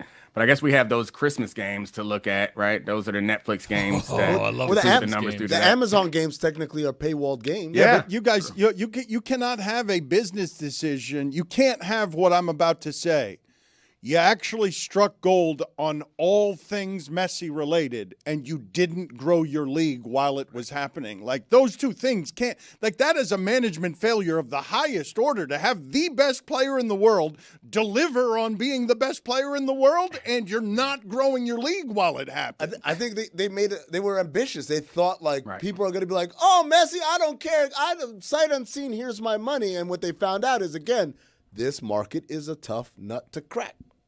I also think that it's possible that these decisions always seem so obvious to us on the outside, but when you're in a room like that, there's a lot of different things competing, pulling one way or the other. And I'm sure that they want their franchise values to grow up. Like, that's the most important thing, and they have to find a new way to demonstrate that franchise values are going up. I think the assumption was probably that they'll get more money from Apple with this paywall deal, like right now, and that'll show a jump in revenue, which will lead to increase in franchise values, which is what, like, we only look at ratings as the only measure, but I think like franchise value and revenue, especially for a young league, is probably something that they're a lot more concerned about than we would think. So they probably went into it. I can't imagine that they thought that their numbers would go up. I'm sure they didn't think that they would crater, but they went into it, I'm assuming, thinking that they'll be able to demonstrate that this is a much more profitable business than originally thought to be. The Dominique Foxworth Show is something that all of you should listen to because it is smart and interesting and different. You should stop in on the live watch on Sunday during Chiefs must win against the Broncos. The shipping container has a $5,000 bet. You should pop in at some point on Sunday, Dominique. Yeah, I like that. Nick Wright is making it real hard for us guests. We are all supposed to come in and. I was gonna say, can you drop a little container. bit? Yeah, can you drop a little? I know you got money. I know you got money.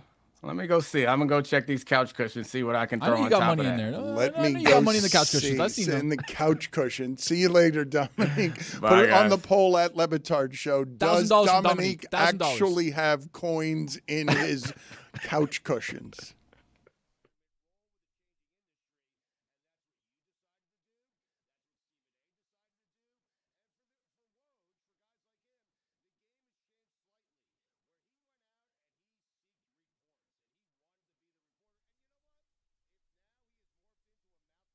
Coming up on Mystery Crate, I read sentences backwards and see if people can understand them.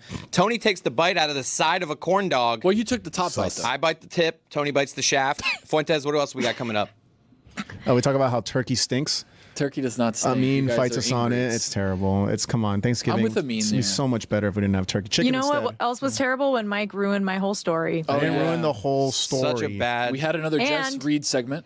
Yeah. Chris swallows 7 swords. 7. 7 swords. We're building up to 100 on Mystery And Crate. Jeremy barely speaks. You're gonna love it.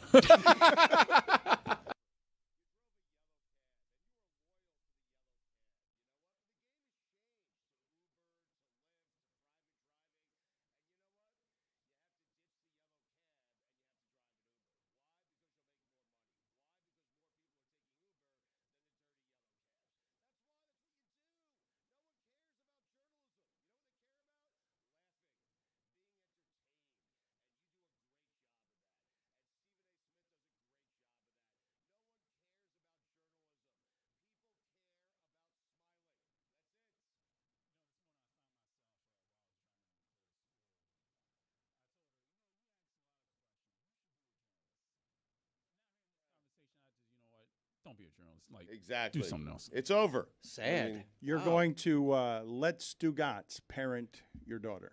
You think that's a good idea? You think journalism is a good occupation to choose now? No, I would not. Listen, not only is it not a good occupation to choose, I have looked around Miami and realized we're the only ones providing the jobs we're presently providing. I heard local TV reporters are making $45,000 a year. Huh. I couldn't believe that. That's how bad local television is struggling. That's the place that has arrived.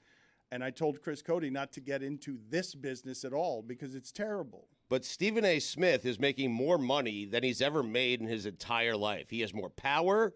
He has more of everything than he's ever had in his entire life. You want him to give that up because of journalism? Like, get out of here. I believe you can do both. You're being very How? You're being very absolute about this. First of all, he does. He Right. does reporting, does journalism. He is very credible. When he gives information, it's not like Skip Bayless giving information. There is a difference. Skip Bayless also allegedly a journalist, but he's been contaminated by this thing and distorted by it in ways that are even more poisonous because he doesn't do any reporting anymore. Like, he doesn't talk to people in a way that's informed. Stephen A. actually goes to things, has relationships, and certainly when he's talking about basketball, if Stephen A. gives you information that's not opinion, you trust that it's informed. No doubt. But every time he does that show, Dan, his journalistic, every single episode, his journalistic integrity, it shreds away. Little by little, piece by piece, it just does. He is doing a debate show debating the most ridiculous topics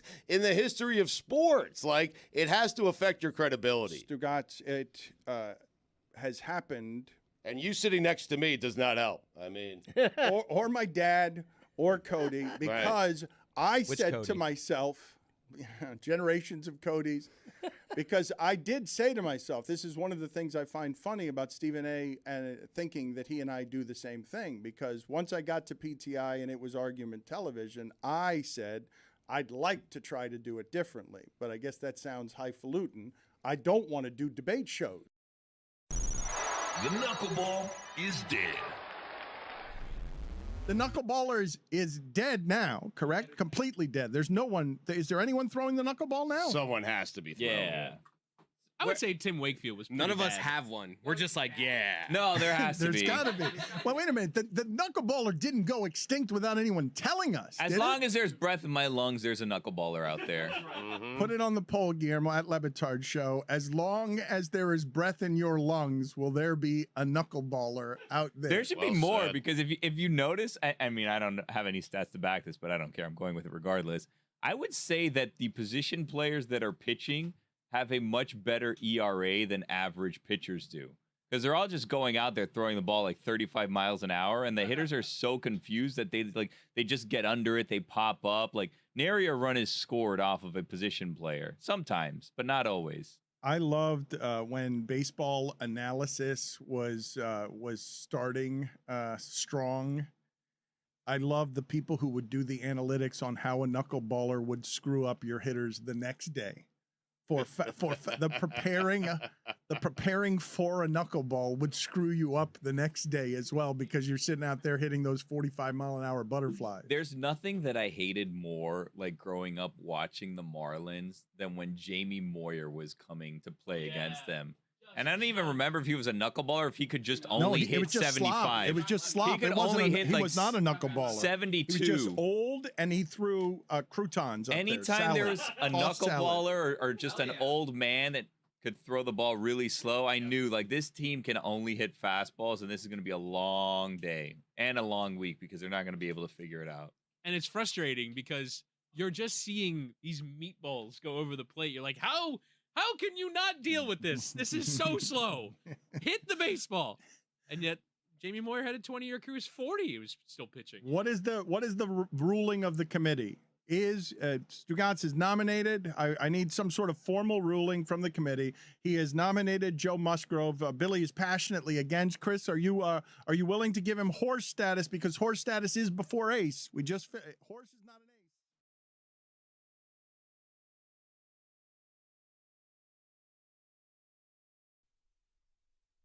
Oh, wow. What an NFL weekend. Huge games everywhere. 4 big ones, 4 huge ones, 4 huge ones. Every game is big, but there's 4 bigger ones. I love a big game. Locked into Chargers-Jags. That's a Playoff good game. implications. Yep. If you want tickets to that or any other NFL game, why don't you take the guesswork out of buying NFL tickets with Game Time? Download the Game Time app, create an account, and use code Dan for $20 off your first purchase. Terms apply. Swipe, tap, ticket, go. Don't sleep on small games, though, because there's a lot of room there. Not as many people. Concession stand lines are smaller. Don't sleep on the little games. The little games are literally when I do sleep.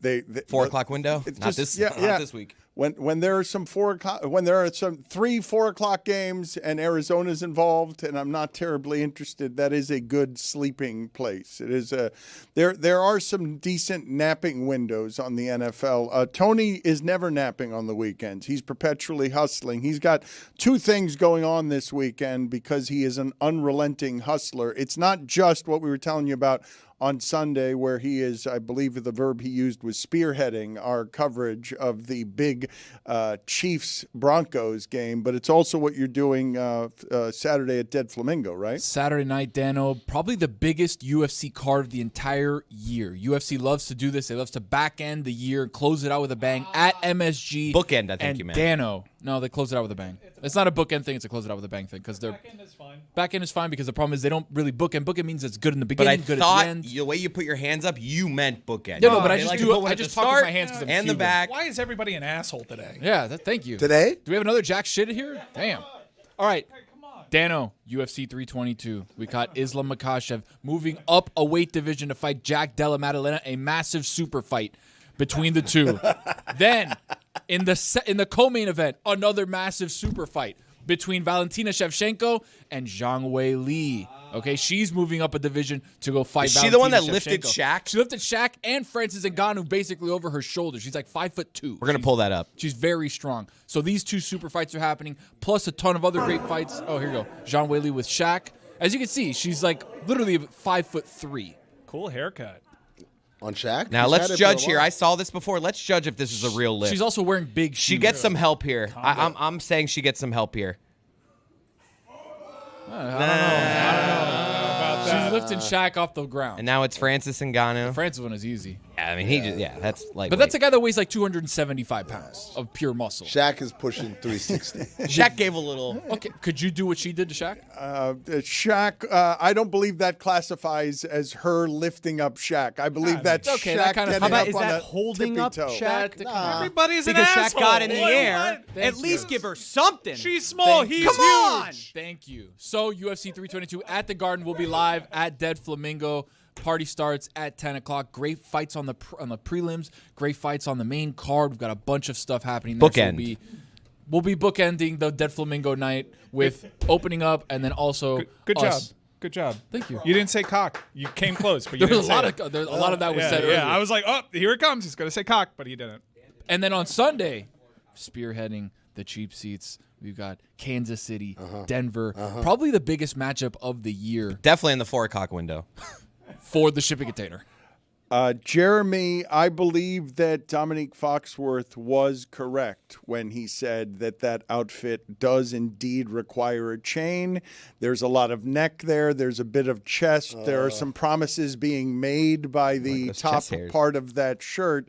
But I also believe if you were wearing a chain that we might make more fun of you if you were wearing a chain that's too thick. So I guess, yeah, maybe It does kind of help. Mike just put one on him. Well, That's it's a lot of neck. That's a good look. That shirt. It has a lot of neck in it. There's no disputing that. No, the chain looks good, The Dan. chain It is looks an good. It looks accent good. that Look. helps. Yeah. You're welcome. It's a really good look.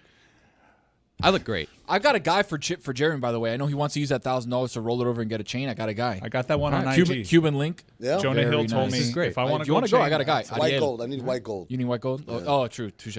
My bad. Amin has some breaking information here that he was very eager to share with everyone because he believes that we do not know something about Babe Ruth that he knows. He was, I guess, thinking about Babe Ruth because Shohei Ohtani is, again, one MVP. He is the modern-day Babe Ruth. He's somebody who has only existed one other time in the history of baseball. You know he's Dominican, right? Yeah, I did know that. Okay, Yeah, just that making one. sure. That one. Dan, you know he's Dominican, right? Well, I thought he was black. I thought Babe Ruth. Well, he no black. I know black, I Dominican. Dominican.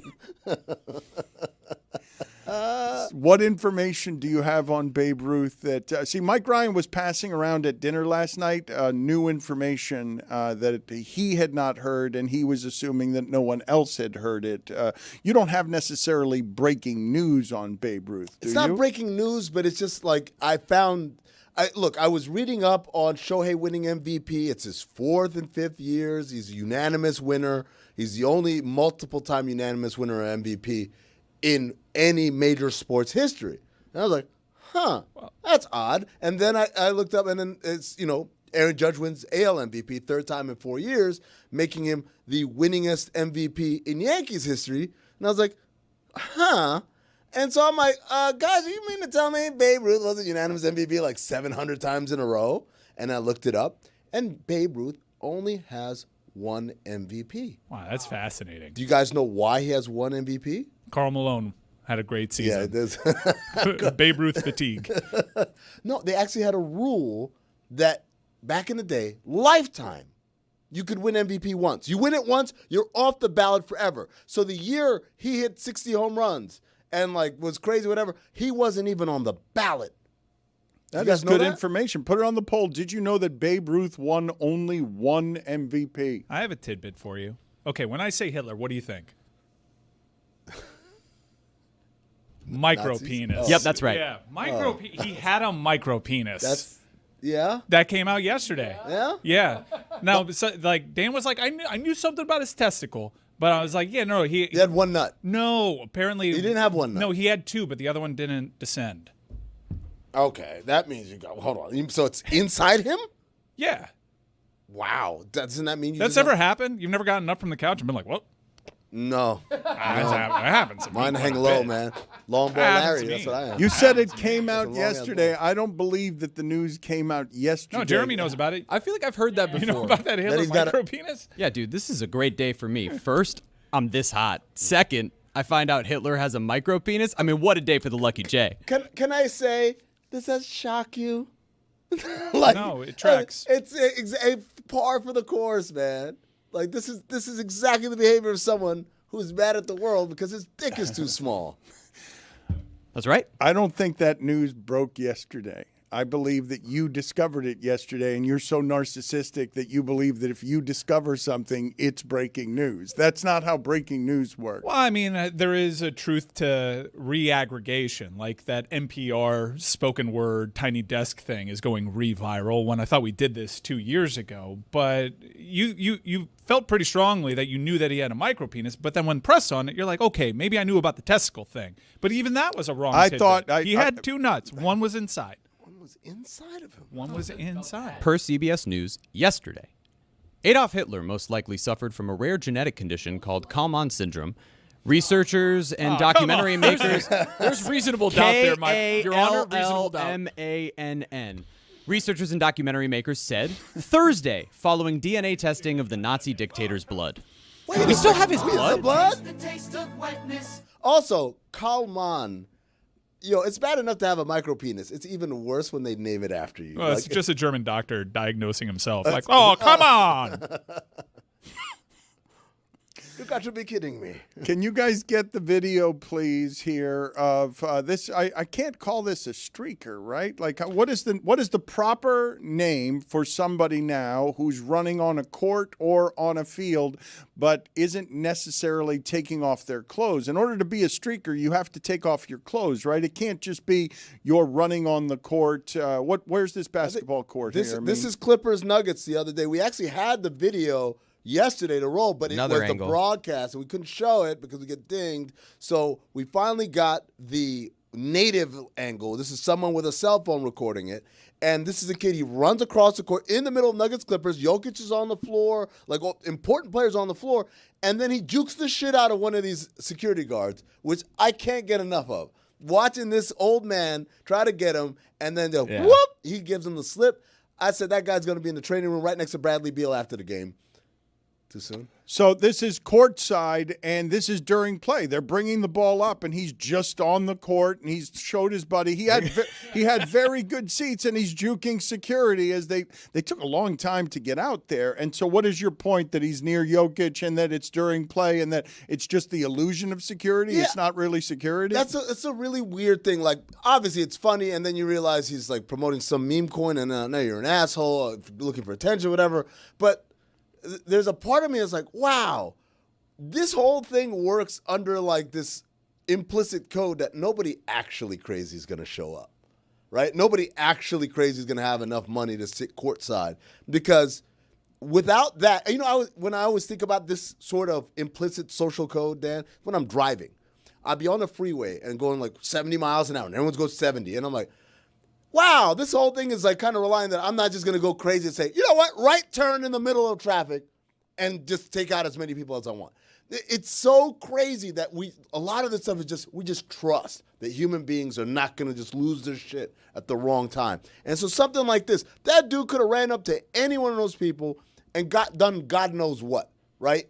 Yeah, I get it. They're metal detectors. Guess what? Now they make like box cutters that are made out of plastic, man. But it's not a societal code. It's consequences. It's that what that person did for their little, because his friends immediately started taping him because it's just something he was going to do to put on Instagram.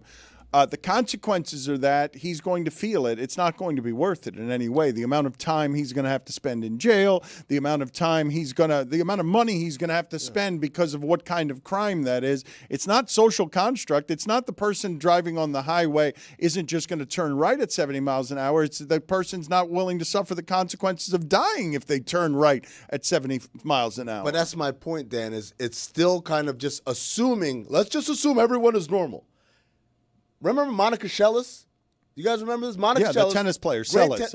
Seles. It's not Seles? Well, you know, Which one of you two is in the tennis chat? Exactly. So she was one of the best, like either one or two tennis players in the world. Her big opponent, rival was Steffi Graf. And there was a guy who was a big Steffi Graf fan, and he got upset, and he was like, so he literally jumps out in the middle of a match, and he stabs her in the middle of a match. I think that Monica Seles' career was never the same after that, correct? Like she was stabbed by somebody who was just a crazy fan, and it wasn't Seles, by the way, Dan. Way to hold your ground. I'm proud of you. It's Monica Seles. She was a great tennis player. I've never heard anybody but you pronounce it Seles. You guys, man, because you don't know about the Balkans. Are we xenophobic? Is that I believe you guys are. I mean, when you Google it, it's Seles. I've always heard Seles. Regardless, I don't believe her career was ever the same after that emotionally, not physically, right? I say stabbing, you might think it's physically. Anytime someone gets up in the grandstands, you remember that moment. So after she got stabbed, she lost in the she won the Australian Open and lost, I believe, in the U.S. Open finals twice. So her career is still obviously very good, but clearly, what kind of trust issues does that create for an athlete, for anyone actually, for that matter? But the point is, if that guy was a rational, sane human being who was just a fan of Steffi Graf, you could argue, I'd love to get the competition out the way, but man, the repercussions, the consequences, I can't do that. But he wasn't. He was just batshit crazy. And so he did it and didn't care about the consequences. And so when you think about people at an NBA game, particularly courtside people, they're rich. Man, you don't know. You just don't know how far insanity goes, that a guy could be like, I'm going to liquidate my life savings and I'm going to buy tickets and then I'm going to go stab Nikola Jokic because I think Luka Doncic is the best player in the world. Guys, everybody's wrong. It's Seles. Seles, my fault. I knew there was a sh. Okay, so you corrected me, but you put the sh in the wrong place. Okay. You know what? Sorry, I'm dyslexic, okay? Boom, it's out in the open. I was trying to hide it. I worked my entire career keeping it a secret, but Dan Le Batard pressured me to reveal my disability. And you know what? I stand strong for everyone who suffers from dyslexia. You're brave. Yes, thank you. No, thank you. I'm merely a vessel. Vessel. Segueing awkwardly to Lane Kiffin shitposting his way back into the game at the top of the NFL head coaching chain. We were talking earlier this week about what an unusual ascent, not linear, it has been for Lane Kiffin to develop the confidence of personality to be unrelentingly himself. As a rehab project, one of the first to come through Nick Saban's rehab center in Alabama, where he goes and grabs the tarnished professional coach who's an offensive mind. Lane Kiffin is now in play for just about any job he wants, and it's not just the unusual path, as Mike mentioned, Tennessee burning mattresses, tarmac firing at USC, Raiders firing that was very public and messy and was the last time the Raiders were any kind of relevant. Lane Kiffin is actually shitposting his way to the top of, I'm going to be a different kind of coach. That's something you can get away with when there are no expectations in Mississippi. It's something you get away with less if you're going to be the Giants coach, for example. Well, yeah, I mean, you mentioned shitposting. He just retweeted that DJ Lagway got benched when he is the betting favorite to be the next Florida Gators head coach. They have the Gators this week. By the way, if you monitor Gators message boards. They feel like this Lane Kiffin thing is done. But Lane Kiffin would be wise to sit and wait. There's a pretty decent NFL job that just opened up with his college quarterback there. And I happen to know that the NFL. Whoa, wait a minute. Oh, my God, wait he a minute. knows. He happens to know. Come, everyone. Come and listen. Happens to know. He happens to know. Well informed. Happen to know that the NFL does have some teams in it that would be interested in speaking with Lane Kiffin. One has already reached out. It's the one that has his college quarterback. Other teams are kind of in flux, trying to figure out what they're going to do, and they would be interested in Lane Kiffin if that head coaching vacancy did open up.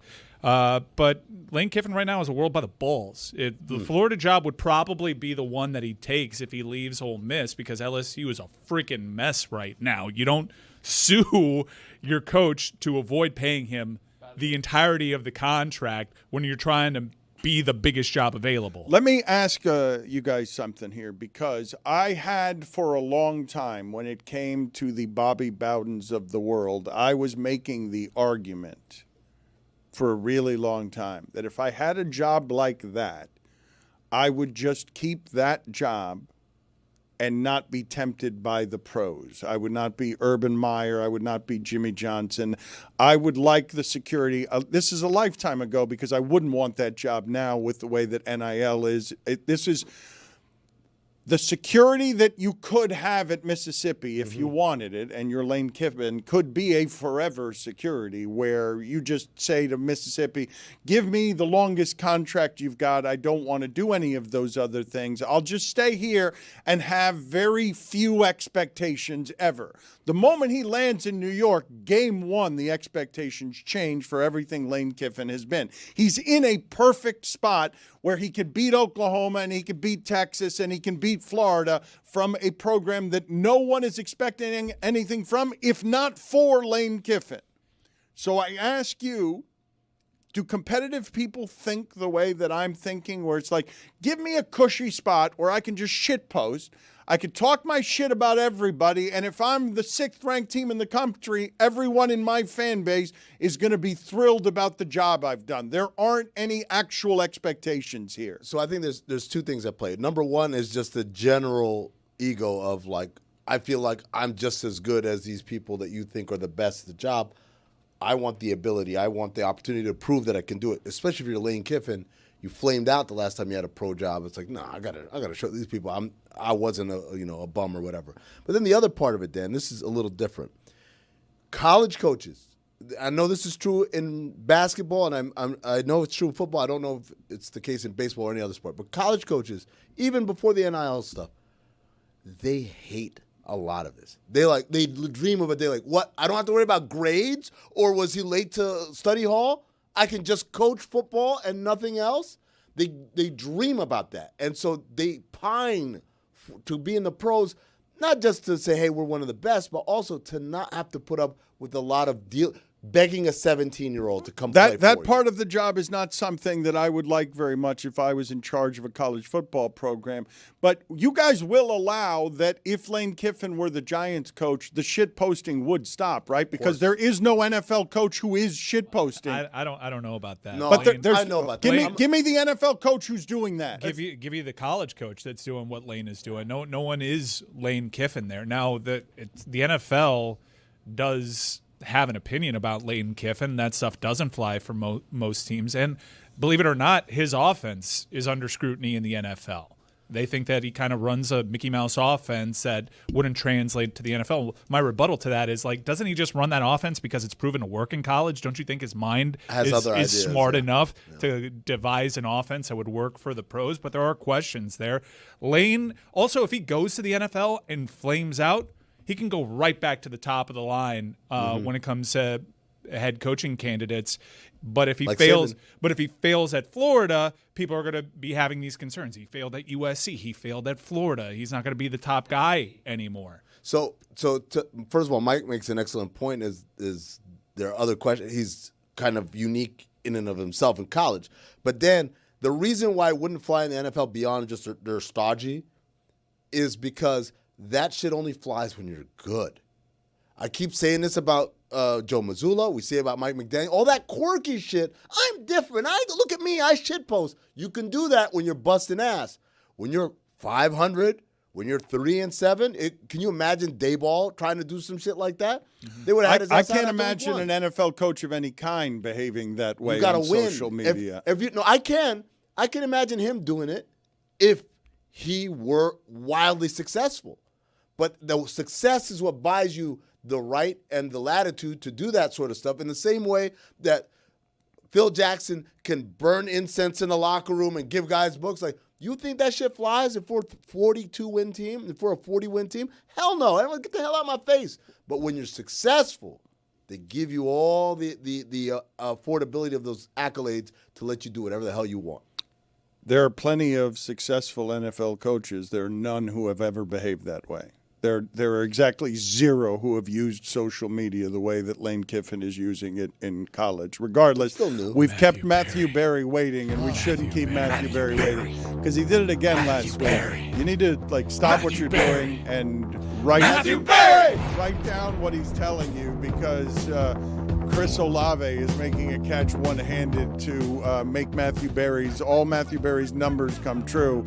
Let's go, Matthew Berry. Let's get to it. Let's get these people some money. Give me some money. Thank you, Dan. Since week 5, no team has allowed more fantasy points to opposing quarterbacks than the Jacksonville Jaguars. In fact, 4 of the past 5 quarterbacks to face the Jags have scored at least 24 fantasy points. It's a list that includes Geno Smith and Davis Mills. Dude, Justin Herbert is going to go off this weekend. In 3 of the 4 starts he's made this season, Marcus Mariota's had at least 16 fantasy points. That includes 2 top 12 finishes. This week he faces the Dolphins. For the season, only one team in the NFL has allowed more rushing touchdowns to opposing quarterbacks than the Miami Dolphins. Since week 4, Ashton Genty averaging 19 touches a game. Why am I mentioning 19? Because running backs have seen at least 15 touches against Dallas, averaging 130 yards from scrimmage. 130 yards from scrimmage. They're averaging that. Since Joe Flacco became the starter, Chase Brown is the 11th best running back in fantasy football. He's had 3 straight games with at least 100 yards from scrimmage, played 95% of the snaps and 100% of the RB touches last week. Samaje Perine dealing with that ankle. Over the past 2 games, Amari DiMercado, you heard me, Amari DiMercado of the Cardinals has 182 yards from scrimmage on just 22 touches. He's averaging 9 yards per touch on the season. And in fact, 23% of his runs this year have gained at least 10 yards. Since week 6, the 49ers are allowing the 8th most fantasy points per game to opposing running backs. I'm just saying you could do worse as a flex. Since week 5, there's only been 1 game this year where Jalen Waddle didn't get at least 80 yards. We talked about him last week as well. He's averaging 18 fantasy points per game during that stretch. My beloved Commanders have given at least 20 fantasy points to an opposing wide receiver in 4 straight games. 4. So you're telling me a wide receiver gets at least 25 fantasy points against the Commanders this week? It's going to be Jalen Waddle. He's going to go off. Since week 7, Devontae Smith has at least a 40% target share. Are you giving yourself around the horn points? 25%. I'm sorry? Are you giving yourself around the horn points? We're hearing something something is getting points there. Are you giving yourself points? I'm giving him points.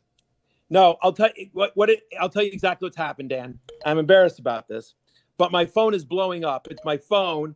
Those are all from my phone. My daughter's braces, a wire on it broke. And so I was late getting here to the studio. And so I basically barely rushed in and made it. And so that's my daughter blowing up my phone right now. And I don't understand why my wife is not handling this. So to be perfectly honest. Anyway, that's okay. We like it. Because I'm like, I have Dan's show. I have to do the Dan show, honey. Can you deal with our daughter and her braces? Because I thought I dropped her off at the dentist. I did my part. Matthew Berry.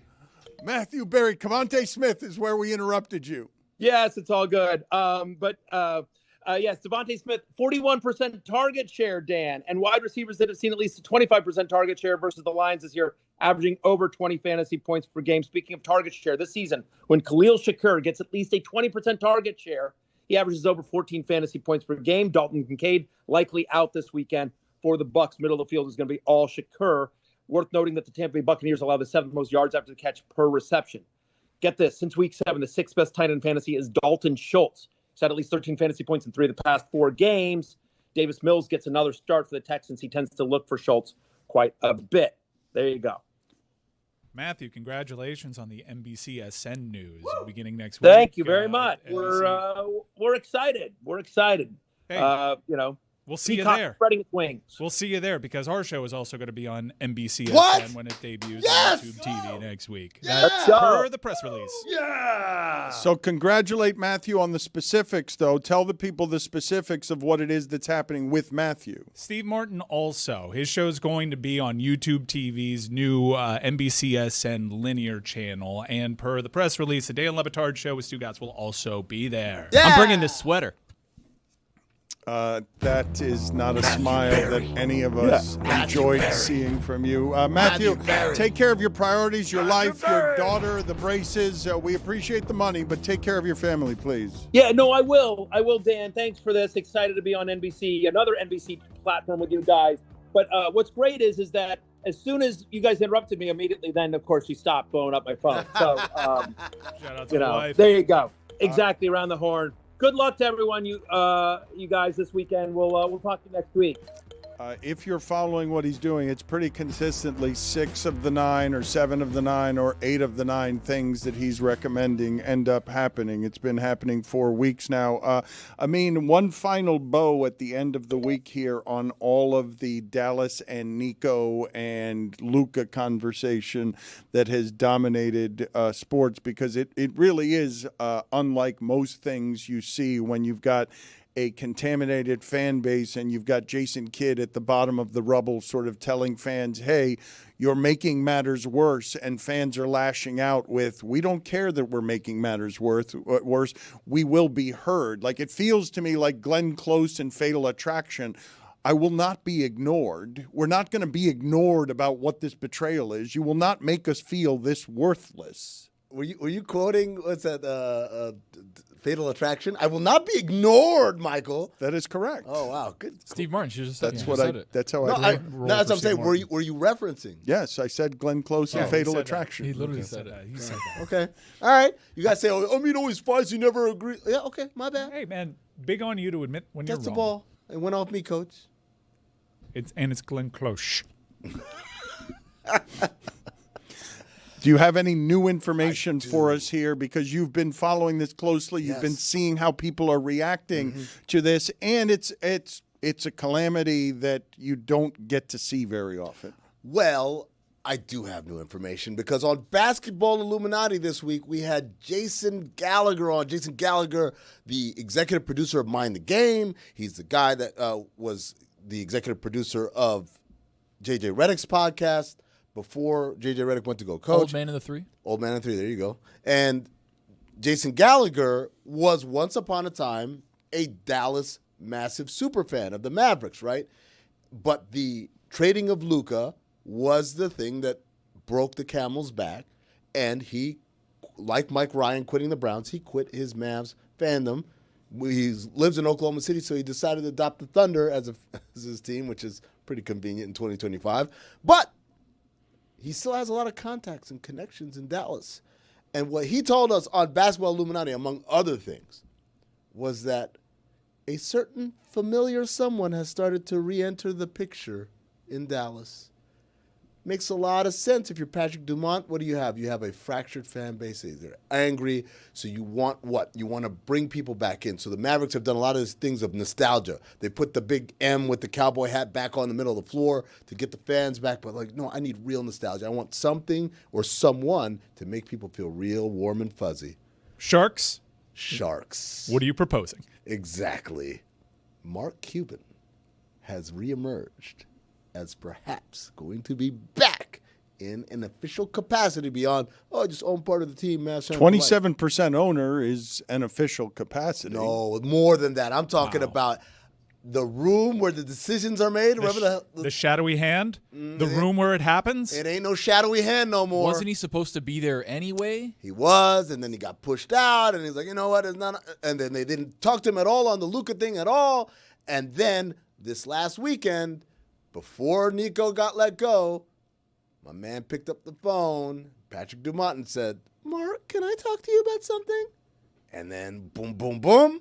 Here we are. Nico's out. And the next step here is perhaps Mark Cuban back in the seat. All right, let me present to you guys the thing that I was presenting earlier this week and just put it more plainly to you, because I know, because you guys have made fun of me, I remember where I was when the Clippers made the trade and the moves for Kawhi and Paul George, because it felt like the next cheapest version of LeBron's decision. That however it is that you had been affected by the transaction in sports, when Kawhi and Paul George held up free agency, it was the sequel to all the stuff that had happened with LeBron. And now in retrospect, as we continue to talk about a Luka trade that craters the Dallas franchise, I think we're running the potential of the next 5 years of this Clippers trade becoming worse and worse and worse.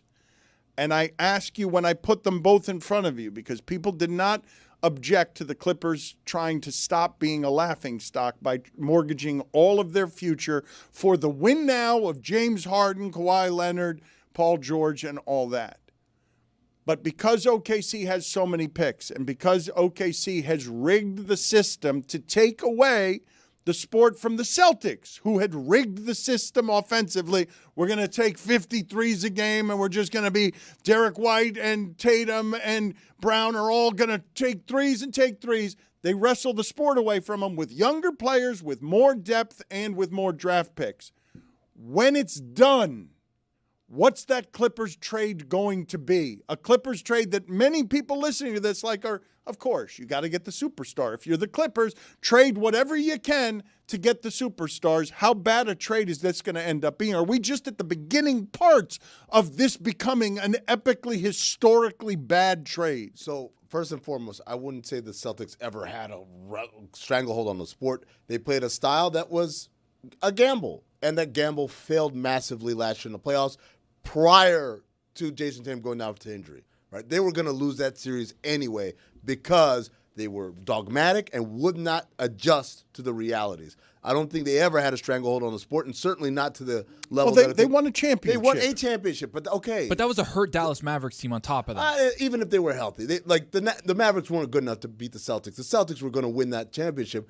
Now, would they have won it if they played against Denver? No. No. No, my friend. But that doesn't matter. We don't deal in hypotheticals. We deal in reality, right? What makes OKC's deal, this is the part, right, that they're all under contract for the most part. They're all of a certain age, so it's not like someone's getting older. They're right entering their prime. So they have an opportunity right here in this window to be dominant in the way that you're describing. But what makes the deal especially bad, because think about it, this is what they got in that deal, Oklahoma City. For Paul George, they got Shai Gilgeous-Alexander, who became the MVP of the league and the finals MVP. They got a first-round pick that turned into Trey Mann that got traded. So, okay. They got a first-round pick that turned into Jalen Williams, another all-star. You're like, okay. They got a first-round pick that was protected. They turned into Hawkheads that got traded to Miami. They have Dylan Jones, who's a first-round pick. It was like, okay, decent player. They had a first-round pick in Nick Clifford, who's okay. But this is the one. This is the last year of obligation, folks, 2026. And there's a chance that this could be the most valuable piece, even more valuable than Shai Gilgeous-Alexander. You know why? Because this pick, unprotected, goes to Oklahoma City, and the Clippers are having an awful season. So if the Clippers, Dan, end up with a top 4 pick, I won't even limit it to 1 because 1 isn't really consensus right now, and you say, I'm the best team in the league, I'm the champion, I have a window, and you're going to give me one of these great names, whether it's Darren Peterson from Kansas or Cam Boozer from Duke or A.J. Dubasa from BYU.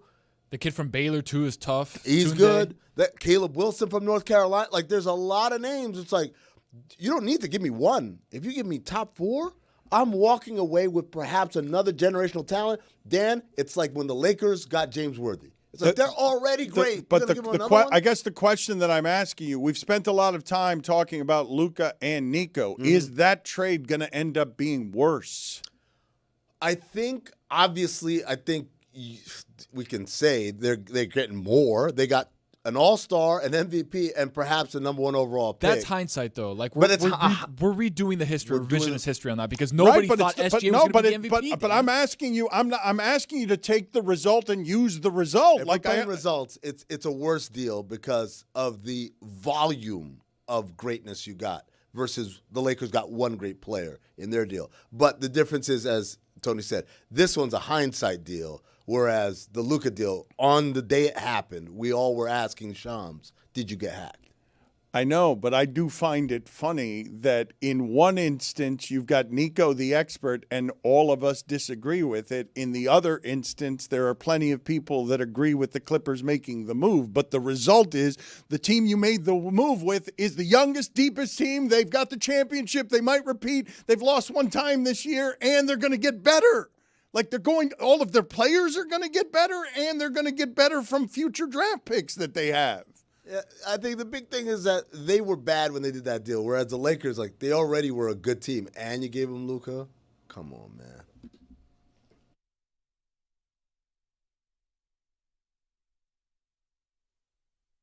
Hi and hello, my fellow football Americans. Oh my, what a grand episode we have to get you right for NFL Week 11, plus some college football action. As a matter of fact, on the latter portion, Jessica Smetana is joining us. We might have to evaluate who the greatest college football team triplets of all time are. In fact, I can guarantee we will. We'll do the same with Gerald McCoy. Plus, he'll jump in on the biggest games of NFL Week 11. He'll tell us who's going to win. Can't wait for that conversation. And I suspect we'll also indulge some superhero talk too. Make sure you don't miss it. It's a good one, like I say, or you're going to really bum Mike and Gino Fuentes out. You don't want that on your shoulders. You know, the guilty conscience. How are you going to enjoy football all weekend? Just watch Football America, why don't you?